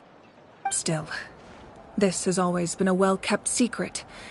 I'm very curious how the captain learned this information. Oh, one more thing? The captain said he found another way to solve the problem. Could be equally as extreme, though. Without the Gnosis, he should have no other option. But I see no reason for him to lie. Seems like our only path forward is to track him down, so he can answer that question for us.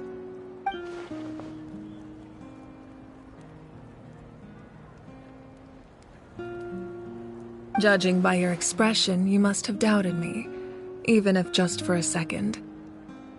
Not even a little! We would never— Wait, what are you talking about, Traveler?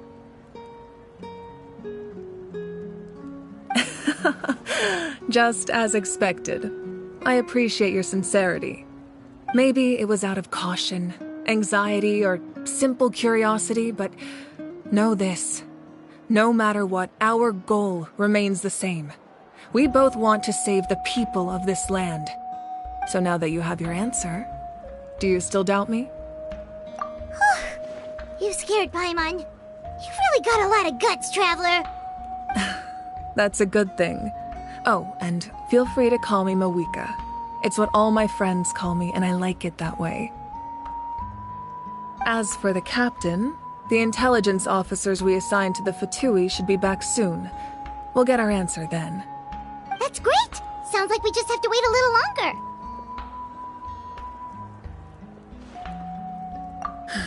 Not just yet. Even though the Abyss is attacking several locations at once, I'm confident the warriors stationed in those areas can handle it. Don't worry.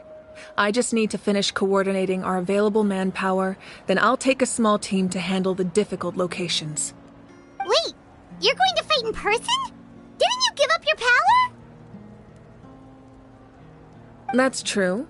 I'm far less powerful than a god in my current state. But don't forget, I was an experienced and powerful warrior before I ever became the Pyro Archon. No matter how you look at it, my duty is on the front lines. I just think there's strength in numbers. If the people feel emboldened, that's just a bonus. Anyway, even if we respond to these threats in time, it's not a permanent solution in the long run. I've considered moving my people to other nations, but given their close connection to the Night Kingdom, a forced evacuation would have devastating consequences. I've told the chiefs of each tribe to strengthen their defenses and advise people against leaving their settlements. Now, I just need to find the right time to disclose the true nature of the crisis to the people of Natlan. Paimon's a little worried about how people will react. Yes, but that won't be the only response. In any case, that's for me to worry about. I'll let you know when we have more information on the captain. Alright, we should head out. Maybe we can join up with Milani. She can't be too far ahead. No need to worry about me.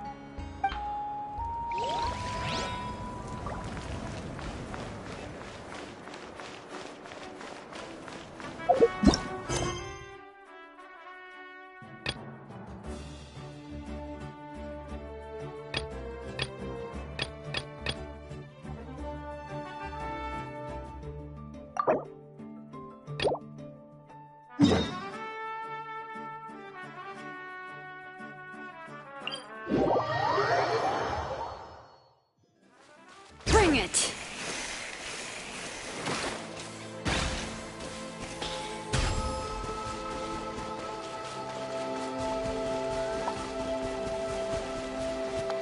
Okay.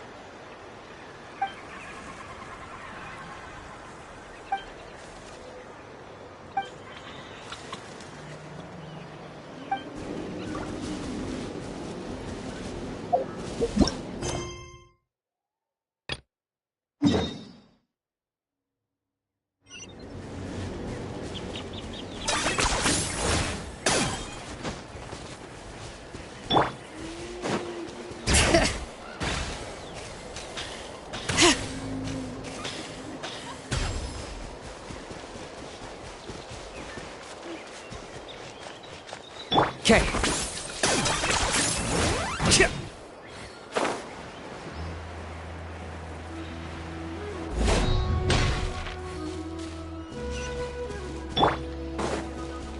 All right.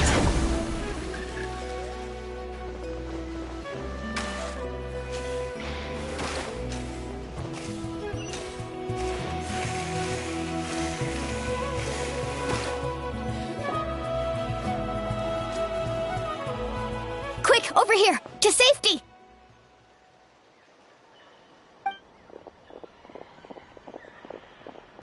Kachina, how many people do you have left?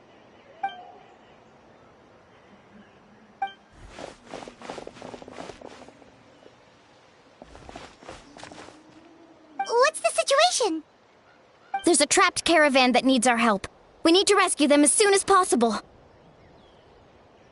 We'll go together.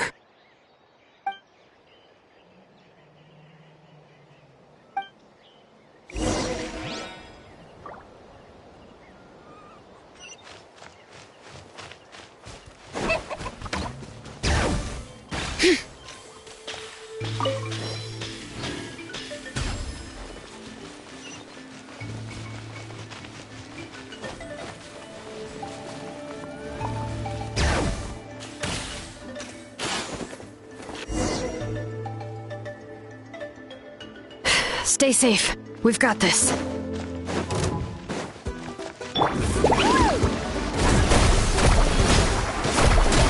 Let's shred, Sharky! Woohoo! Drilling down! Bring it! Raw! Let the mountain's veins boil! Drop! Crumble apart! All right.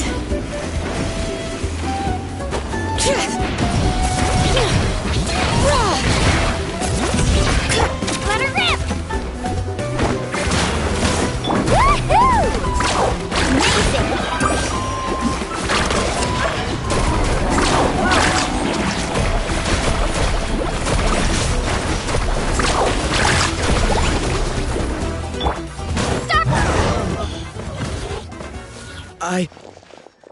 I really thought I was done for. I can't thank you enough. Don't worry about it. We're just glad you're okay. Let's see. Your goods look fine too. Guess the Abyss isn't after Mora. That should be the last abyssal pylon near the Children of Echoes.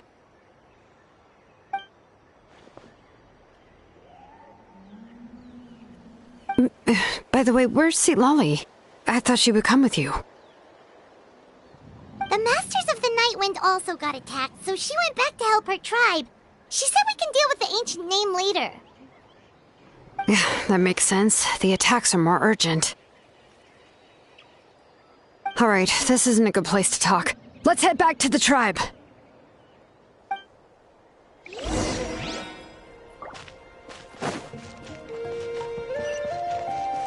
Alright. Yep.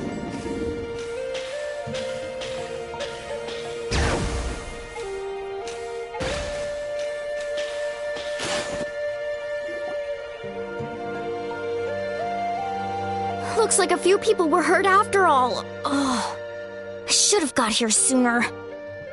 The Abyss threw a lot at us at once. I rushed out as soon as I heard the alarm, and there were already so many monsters. Before long, Kachina brought over a whole group of warriors, and just like that, we destroyed several pylons as a team.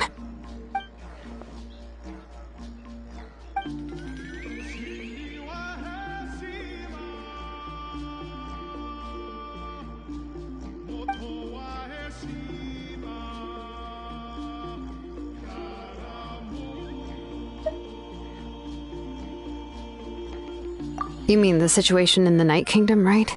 Yeah, I feel the same way. We've managed to keep it a secret all this time, but more and more people are realizing something's wrong.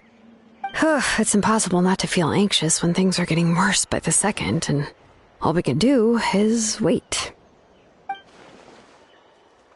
That just means we need to buy the Pyro Archon more time. Keep pushing, everyone. Every battle is worth something. You really are an eternal optimist, Mualani. You always find a way to cheer people up. Why, thank you. I guess it's one of my better qualities.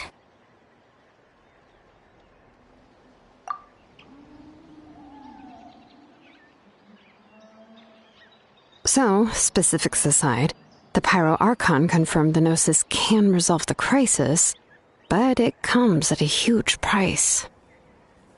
And somehow the captain finds out about it, goes to fight the Pyro Archon, and calls her out for having a solution but refusing to use it. Honestly, if he has the same information as us, I can't really blame him.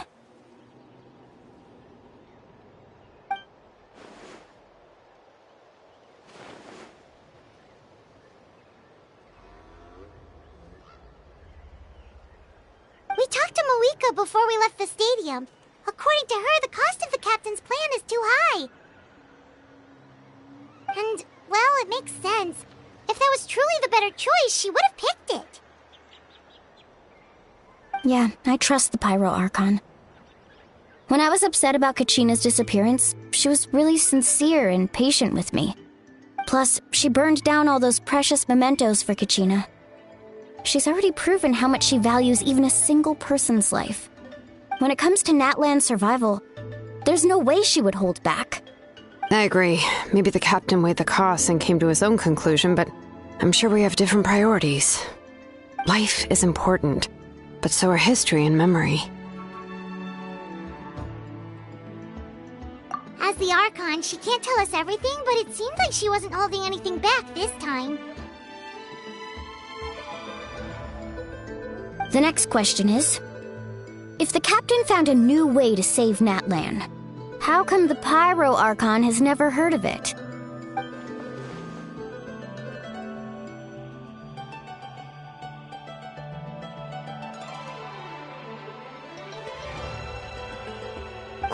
This is all super confusing.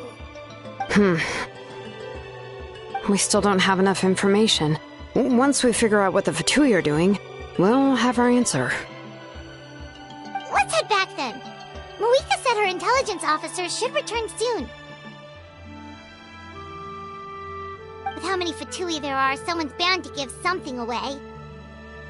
Sounds good. I have a few theories of my own. With a bit more information, we just might get to the bottom of the whole thing.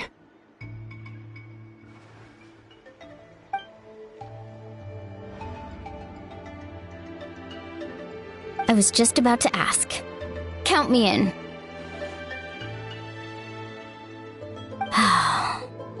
If I was just a bit faster, we could have prevented a few people from getting hurt. People who could help us in the next battle. It's all a chain reaction.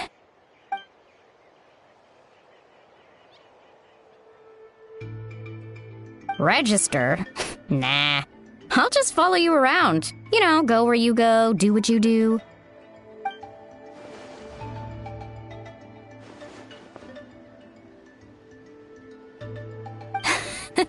You got it. I just don't want to make the trip back. It's so far. Alright. See you all later. Let's get together and celebrate once this is over. Oh, you betcha!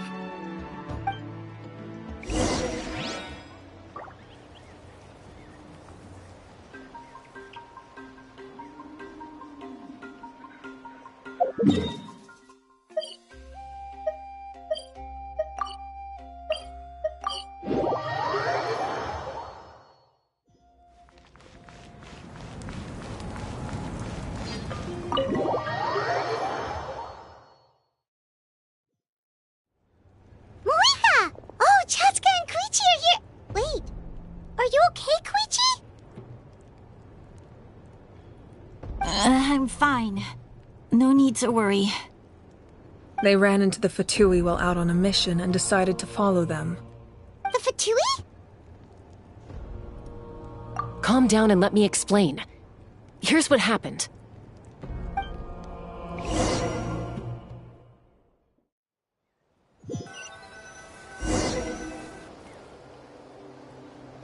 Watch out. It's the Fatui. Were they attacked by the Abyss? No, wait. It looks like they're protecting a group of travelers. Over there. Do you see? You're right. That's a traveling group from Natlan. Could they be trading for something? Let's keep observing for now. We're glad you're okay. Given the appearance of abyss monsters all over Natlan, you should cancel your journey and seek shelter at the stadium or one of the tribes. Thank you so much. I wish there was something we could give you. We don't expect anything in return. We were out on a mission and saw you being attacked. It was our decision to help. If you truly wish to repay the favor, you can keep this a secret. If anyone asks, just say you were saved by warriors from Natlan. Oh, okay. We can do that. But... We're not asking you to cover up our activities. We haven't done anything illegal. Our captain simply wishes to remain undisturbed. Nonetheless, the decision remains yours. If we wanted to keep you quiet, we would have employed a harsher method. Got it. We'll get going now. Did you hear that? They mentioned a captain. Isn't that who the Pyro Archon is looking for? Exactly. We could be onto something big. Still, there was no trade. They were just helping people in need. I didn't sense an ulterior motive. I didn't believe the captain when he said he wanted to save Natlan. But based on what we just saw, it's possible he was telling the truth. Maybe we've been wrong about the Fatui this whole time. It's too early to say. Let's follow them and see what's really going on.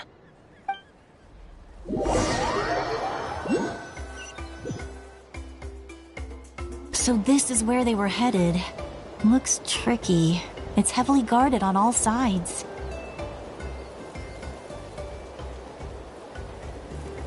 Koichi, wait for me here. I'll go in and check it out. Oh, no you don't. How are you planning to get through all the guards? Look, I can use this terrain to my advantage.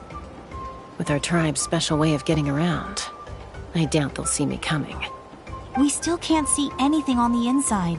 What if you can't find cover? You won't have anyone to watch your back if you go in alone. The more heavily guarded the location, the more valuable the secrets. Even if the captain isn't here, we can still figure out what the Fatui are planning. That intel is worth the risk. Fine. You're not gonna listen to me anyway, so let me come with you. That's even more risky. You've been running around saving people for days. You're already at your limit. I'm confident I can protect myself. I'm not sure you can say the same. At least right now.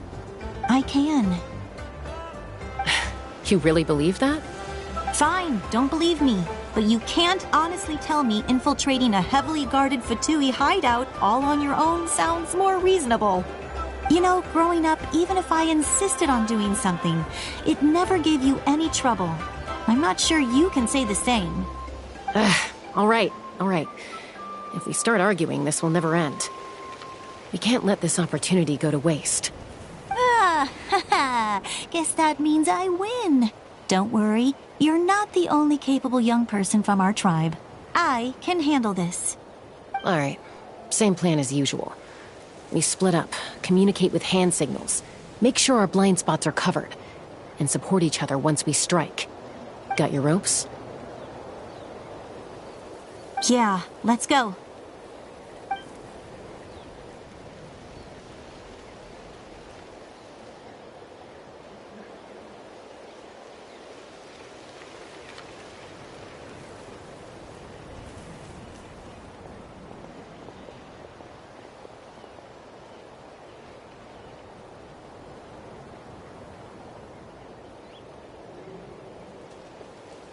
The Fatui have eyes all over this place. I should wait for Koichi's signal.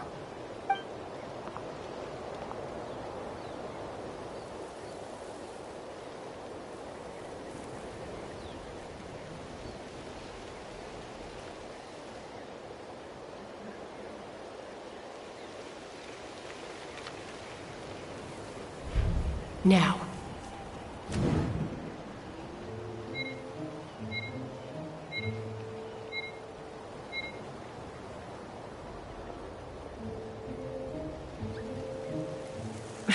Missed my chance. I'll wait for the next one.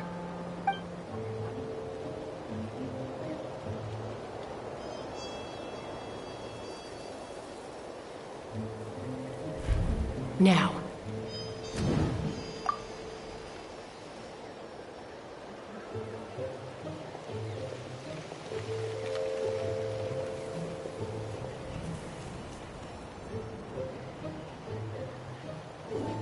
Not sure how many chances I'm gonna get.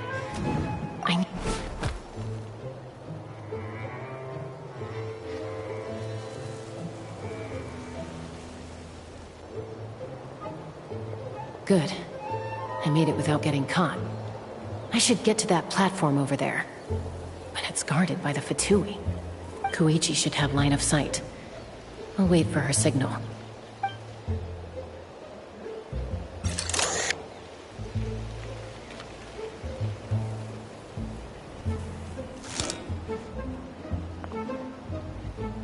That's it. Now's my chance.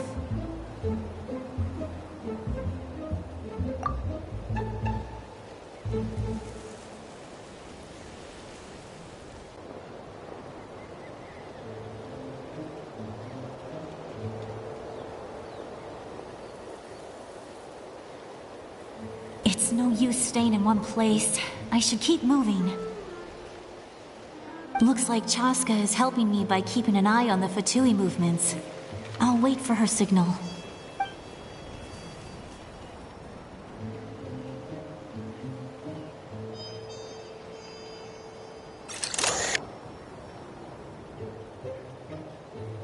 Time to move.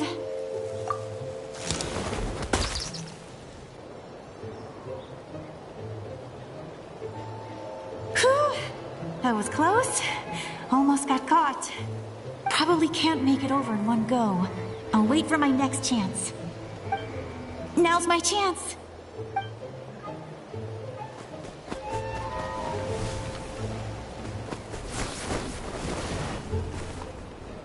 I made it!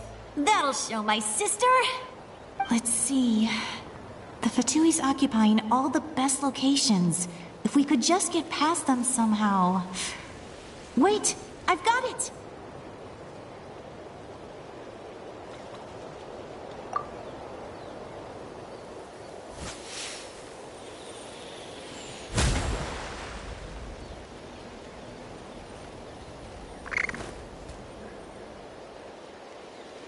Huh? What's that noise? Did something explode? Oh! It stings! What the heck is that? What do you think you're doing? I could ask you the same thing! Good, they're arguing. Looks like they just needed an excuse. They've probably had enough of this job already. The people on the hill over there left to help their comrades. This is our chance.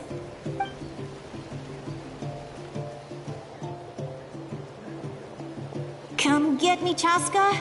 I hope she gets this hand signal. That's Koichi's signal. Smart idea. Alright, time to move. Give me your hand, quick. Coming!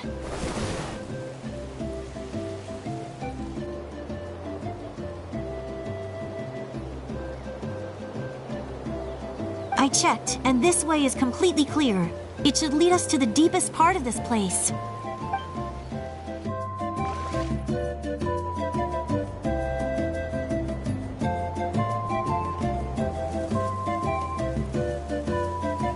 Well, Well, I was pretty helpful, right? You know, everyone usually jumps at the chance to work with me.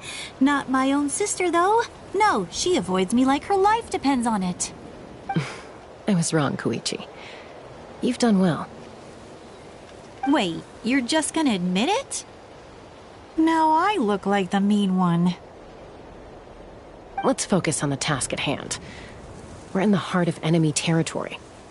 The more time we waste, the more dangerous this becomes. All right. If you're not gonna take the bait, then I'll drop it. Looks like the Fatui are here to dig something up. I'm surprised they mobilized this many people. I doubt it's because they're interested in our culture and history. It seems like they're looking for a dragon relic called the Source Mechanism. The device is ancient. Barely any information survives to this day. And even people from Natlan don't know how to use it. Why would this be the Fatui's target? Not bad. Looks like it's in good shape. This should be what our Lord's looking for. Took us long enough. Come on, let's get this thing back. Back? Back where? Should we keep following? You really want to keep going? Of course. We make a good team, don't you think? No reason to stop now. What was that sound? Uh-oh. We've been spotted. Time to go. Falling rock incoming! Watch out for your gadget! What? You'll regret that! After them!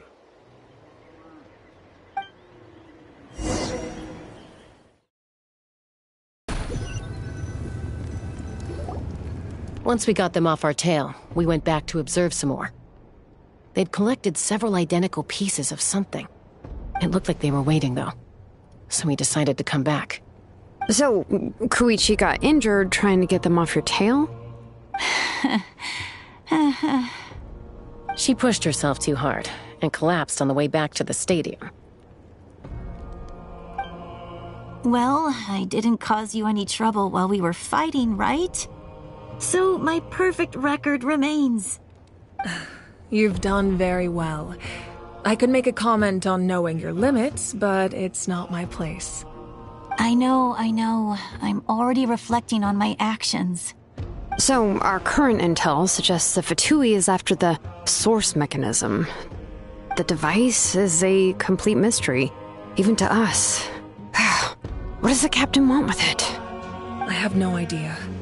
But it's safe to assume the device could serve a similar purpose to the Gnosis. Xilonen, I need you to gather every scholar in Natlan familiar with the secret source. I'll get right on it. Thank you both for your hard work. Koichi, it's time for you to get some rest. Oh, and there are gifts from your patients waiting at the speaker's chamber. I prepared a small gift of my own as a token of gratitude. I'll send it to your home along with the others. My patients. That's so nice of them. Guess that means I'm doing something right. You don't need to give us anything, Archon. We were just doing our duty for Natlan. I should take Koichi home now. Well, if Koichi doesn't want her favorite Saurus crackers, then... I accept. Thank you, Archon. What am I gonna do with you? There's some for the rest of you as well. They're one of my favorites too, so don't be shy. I'll start investigating the Source Mechanism right away. If I learn anything, you'll be the first to know. Yummy snacks!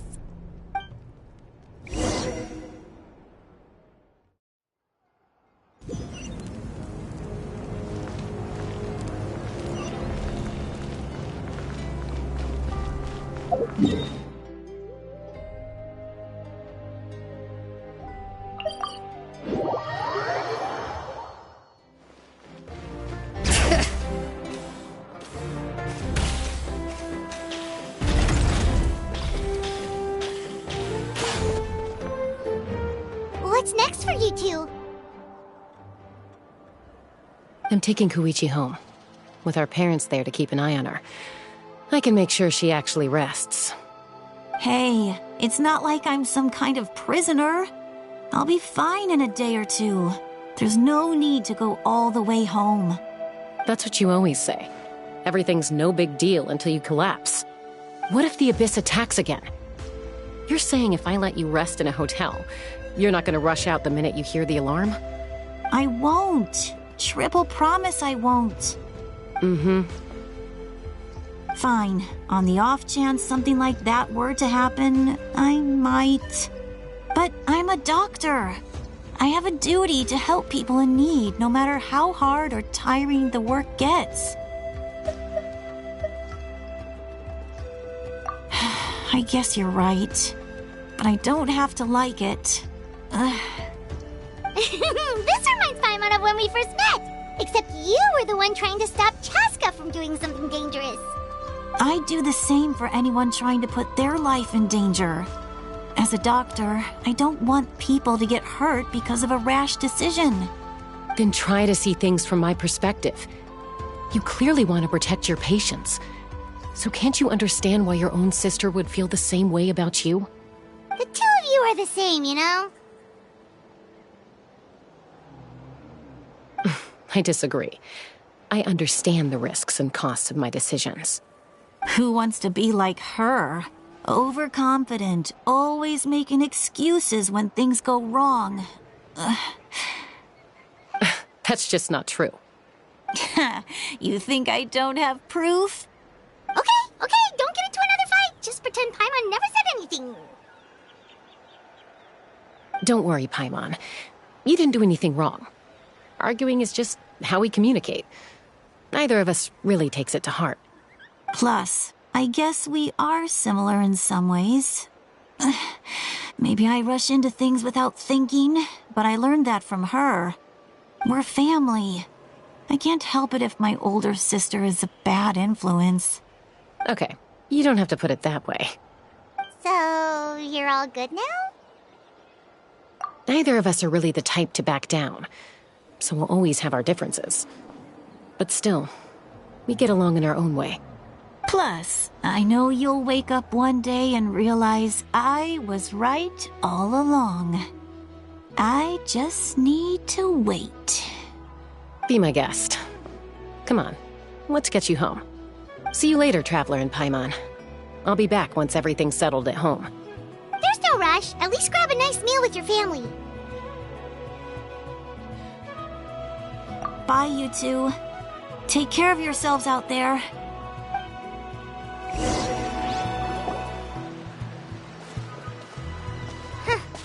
Those two will probably make up for real at some point, right? Well, we've learned a lot. Let's go over everything that we know so far.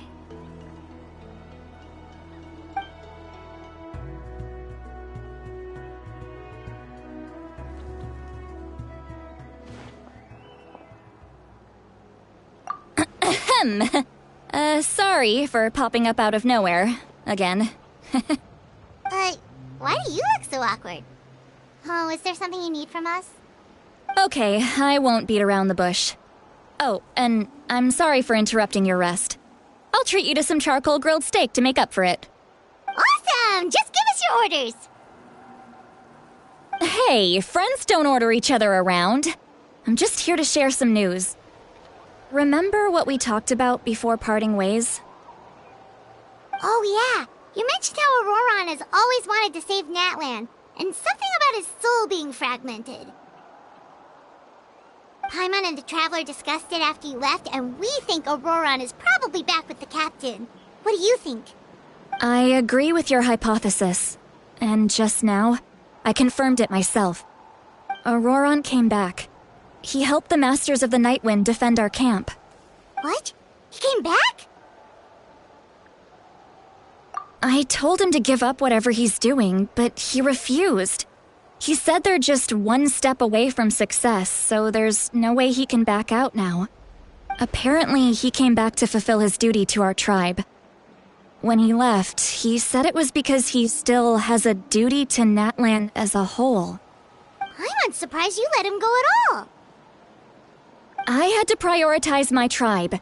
Besides, the situation was intense. I couldn't focus on outside and inside threats at the same time. Plus, he was on guard.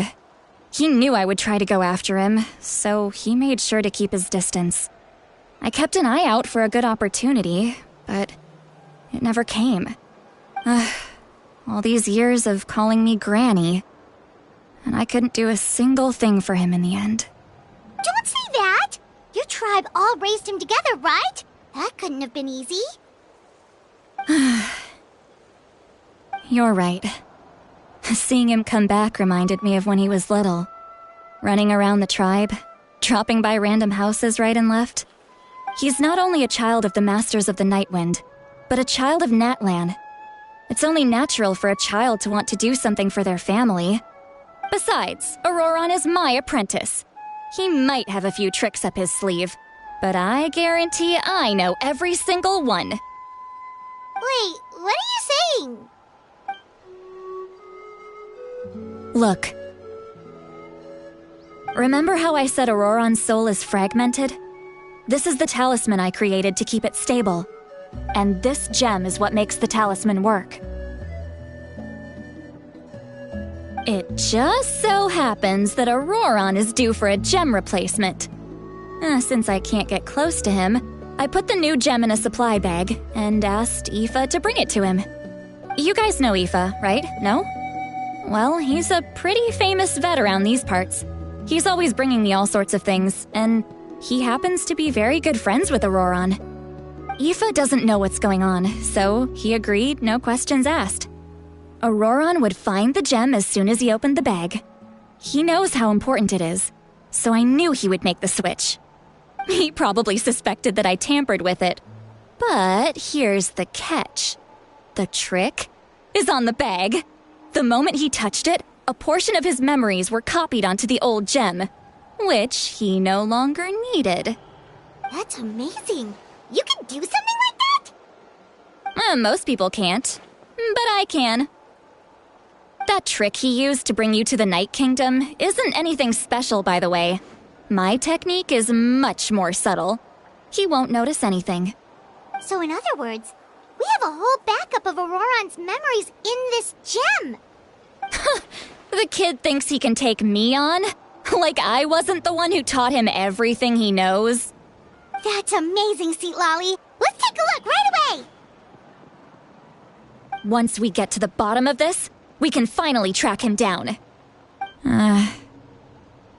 I know he thinks of me as his grandma, but do you think he'll get mad at me for this? You can be honest. That's a tough question.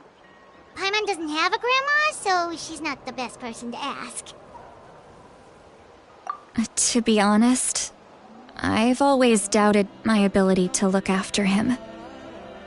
I didn't stop the ceremony all those years ago, and now I'm useless again. But if I stop here, it will haunt me until I'm 500 years old. Every night I'll wake up in a fit of anger.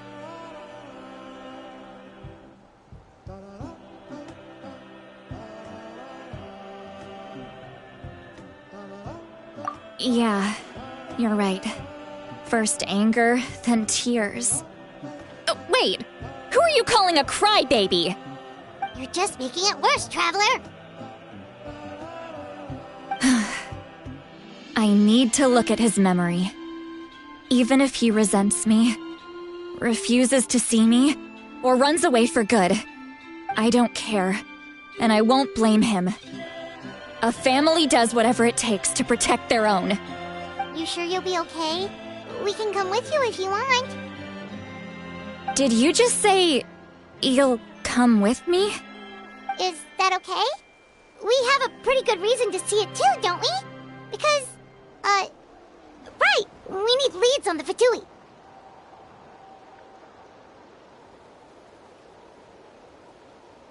You really mean it? Fine, you can come. Just promise me you'll see this through. No backing out. Got it? Don't worry, we're professional adventurers. Then I place my trust in your professionalism. All right, time to sneak into someone else's memory and engage in some unwanted spying. You heard it here first. I wouldn't be doing this if I had any other choice. Are you ready?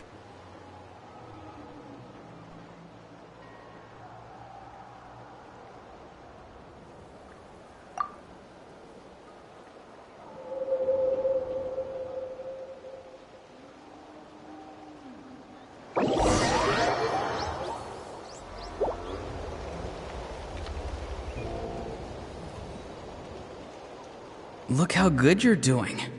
You'll grow into nice big radishes in the future. And you? Aoife says you're taking up too much space, but I think you're a good tree. What do you think? Hey! How's it going, Auroron? Good. How are you, Uncle Okanbi? Can't complain. What you up to? Naming your vegetables again? No, just some idle conversation. Sounds fascinating. What did they say?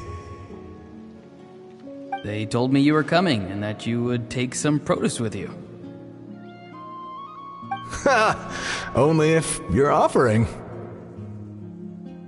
By the way, I ran into Aoife yesterday. He told me Chaska's fostering a saurian at his place. Said the thing trampled over a part of your radish garden. I hope you two didn't get into a huge fight. No, don't worry. I'll find a way for him to make it up to me. I've already wrapped your share of the produce. Here you go. You really knew I was coming. That's pretty amazing. Light up the smoke and you can see the path through the shadows. That's what everyone says. Hey, have you seen that strange group of people that just appeared out of nowhere? Appeared out of nowhere? I don't think so. It's the Fatui. Their leader seems like a big deal. He didn't bring many men with him, but they're all elite warriors. It seems like they're looking for someone, but I wouldn't go around asking too many questions. If you run into them, be careful.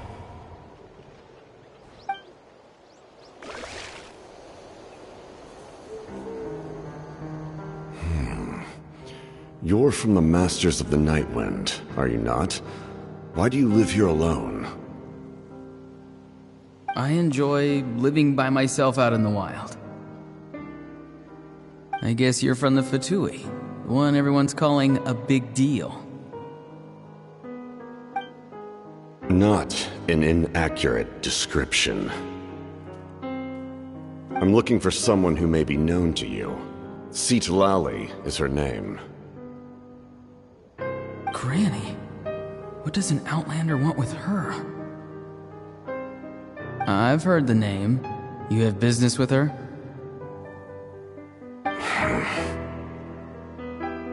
There's no point to further questioning if you insist on hiding things from me. I shall seek answers elsewhere. Oh, he could tell I was lying and now he's leaving? He gave up just like that? Hey! At least tell me why you're looking for Citlali. It's none of your concern. I have my own means of tracking her down.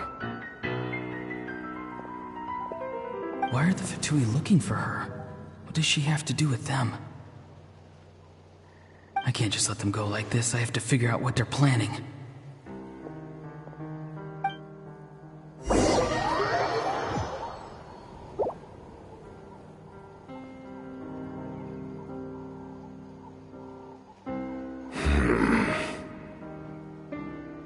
I've just been studying the ley lines and asking for leads on Granny. I can definitely rule out some sort of invasion. The situation has seen no true improvement. The Pyro Archon did not fulfill her promise. My lord! Ignore him. He is no threat. He knows I'm following him, but he doesn't seem to care. He's strong, I can tell. But there's something unusual about him and also familiar in some way. I can't describe it.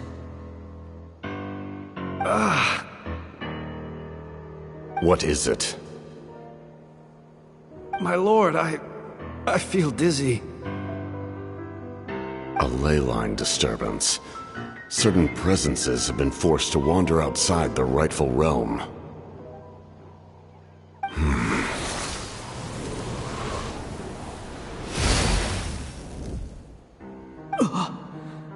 That was a spell from the Masters of the Nightwind. How did he know that? Is he sending those escaped souls back into the ley lines? How did he do that so easily? Soulfaring is supposed to be extremely difficult.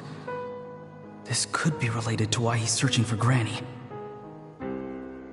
I feel much better. Thank you, my lord. Think nothing of it. Stay vigilant, and continue to gather information. The Abyss could attack at any moment. If you notice any irregularities, assume drill formation and be prepared to fight. However, there's no reason to over-engage. Information is our first priority. Yes, sir. Why are the Fatui fighting against the Abyss? Do they really mean us no harm?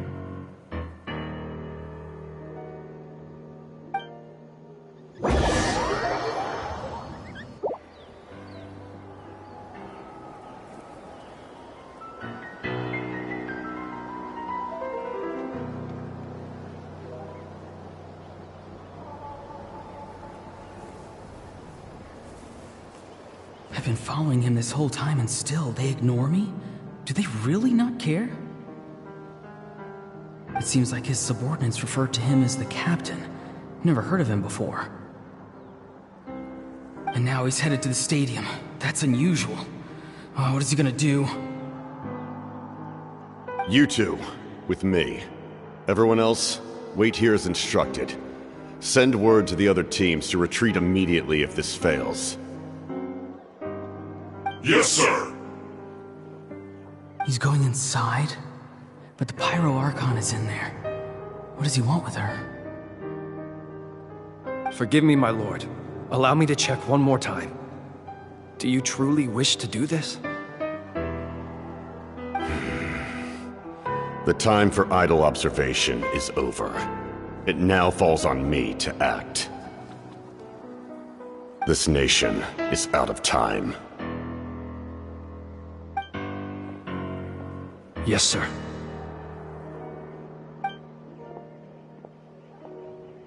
He just walked straight into the stadium. What is he gonna do?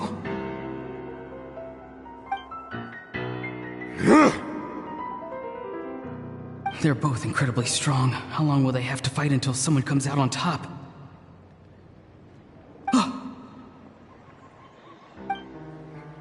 Wait, this feeling. Just like the other day near the ley lines, it's faint.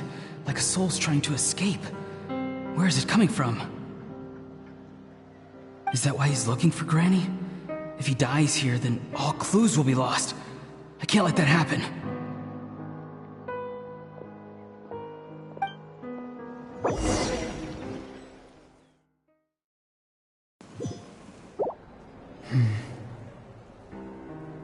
As for you, I must confess, I did not expect that little trick of yours to save the day. No matter how dense the fog, as long as the sun remains, we cannot turn day into night. She could have dispelled it. She simply chose not to. You don't have much time, and you're injured on top of that. What do you plan to do next? I'm beginning to see just how useful you may turn out to be. You heard something from here, didn't you?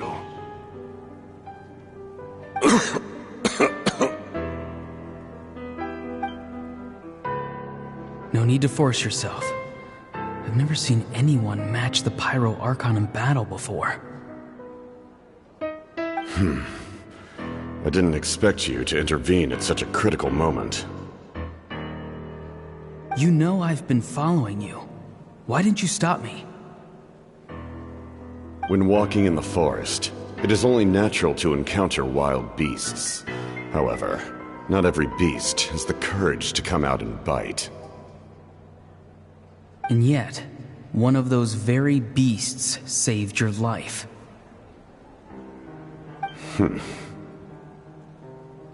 Then speak. What do you want?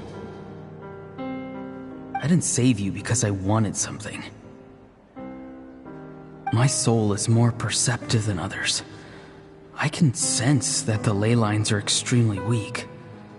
I don't know what the Pyro Archon is planning. Can she really save us?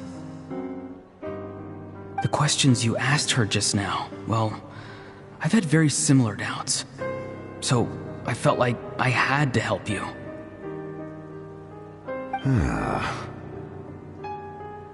So, you can tell the truth. That was quite a reckless decision to make. I'm not sure you realize that. There's no turning back for me now. What I did back there is going to get me in a lot of trouble. You attacked the Pyro Archon in broad daylight, and I used my spell to save you. A single glance was likely all it took for her to recognize my tribe.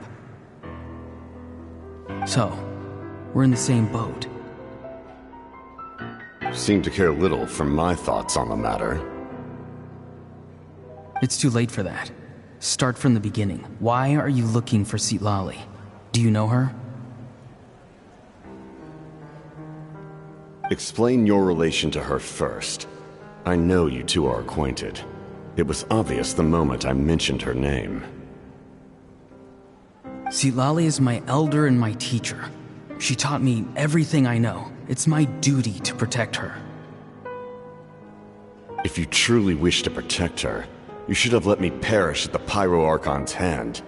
Yet, you chose otherwise. Do I really need to tell you what that means?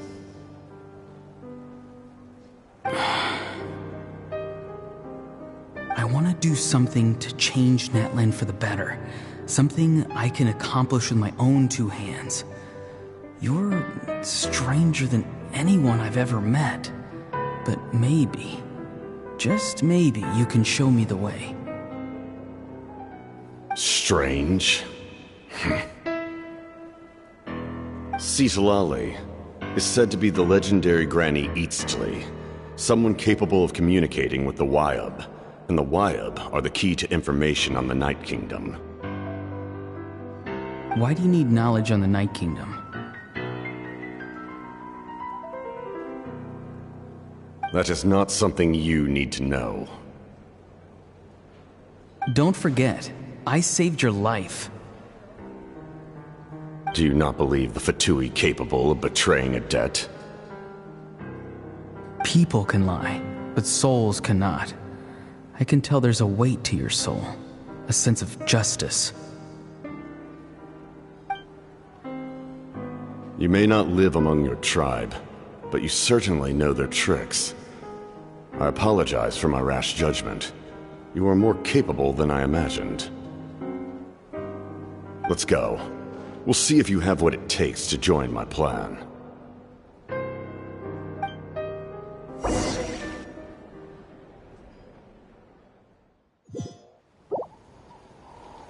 I see. Interesting approach. Worth trying, I think. Rather than weaving a net to protect the ley lines, this method would address the root problem by reconstructing the ley lines themselves.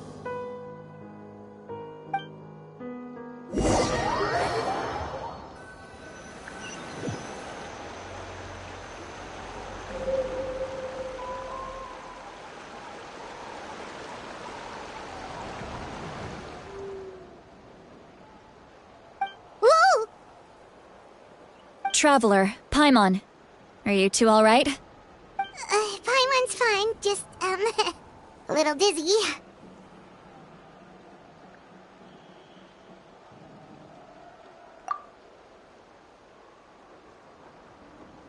Of course. I'm so mad at him. After everything, he still can't let go of the past. For some reason, he thinks he owes something to the people who cared for him. Stubborn, self-righteous fool. Where's that gonna get him? Now that he's all grown up, he thinks no one can tell him what to do? He thinks he can just run away whenever he wants. I'll show him. If he tries to run one more time, he's got another thing coming. Maybe stubbornness runs in the family. Like grandmother, like grandson, as they say. Is that supposed to be a compliment? That kid's got nothing on me. Anyway, back to what we just saw. I don't even know what to make of it. Yeah, the captain seriously wants to reconstruct the ley lines? What does it even mean? Something like the loom of fate, maybe? But how does that help with the abyss? The loom of fate? Oh, it's kind of hard to explain. Basically, it's a device from Conrio that has unbelievable power. Anyway, if he really wants to manipulate the ley lines, everyone in Natlan will be affected. Oh, this is big.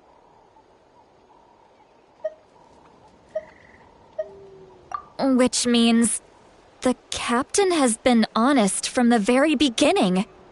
Auroron's memory proves that. Why is he so obsessed with saving Natlan? Oh, we've got to tell Moeka about this right away. Yes, she needs to know about this. Now.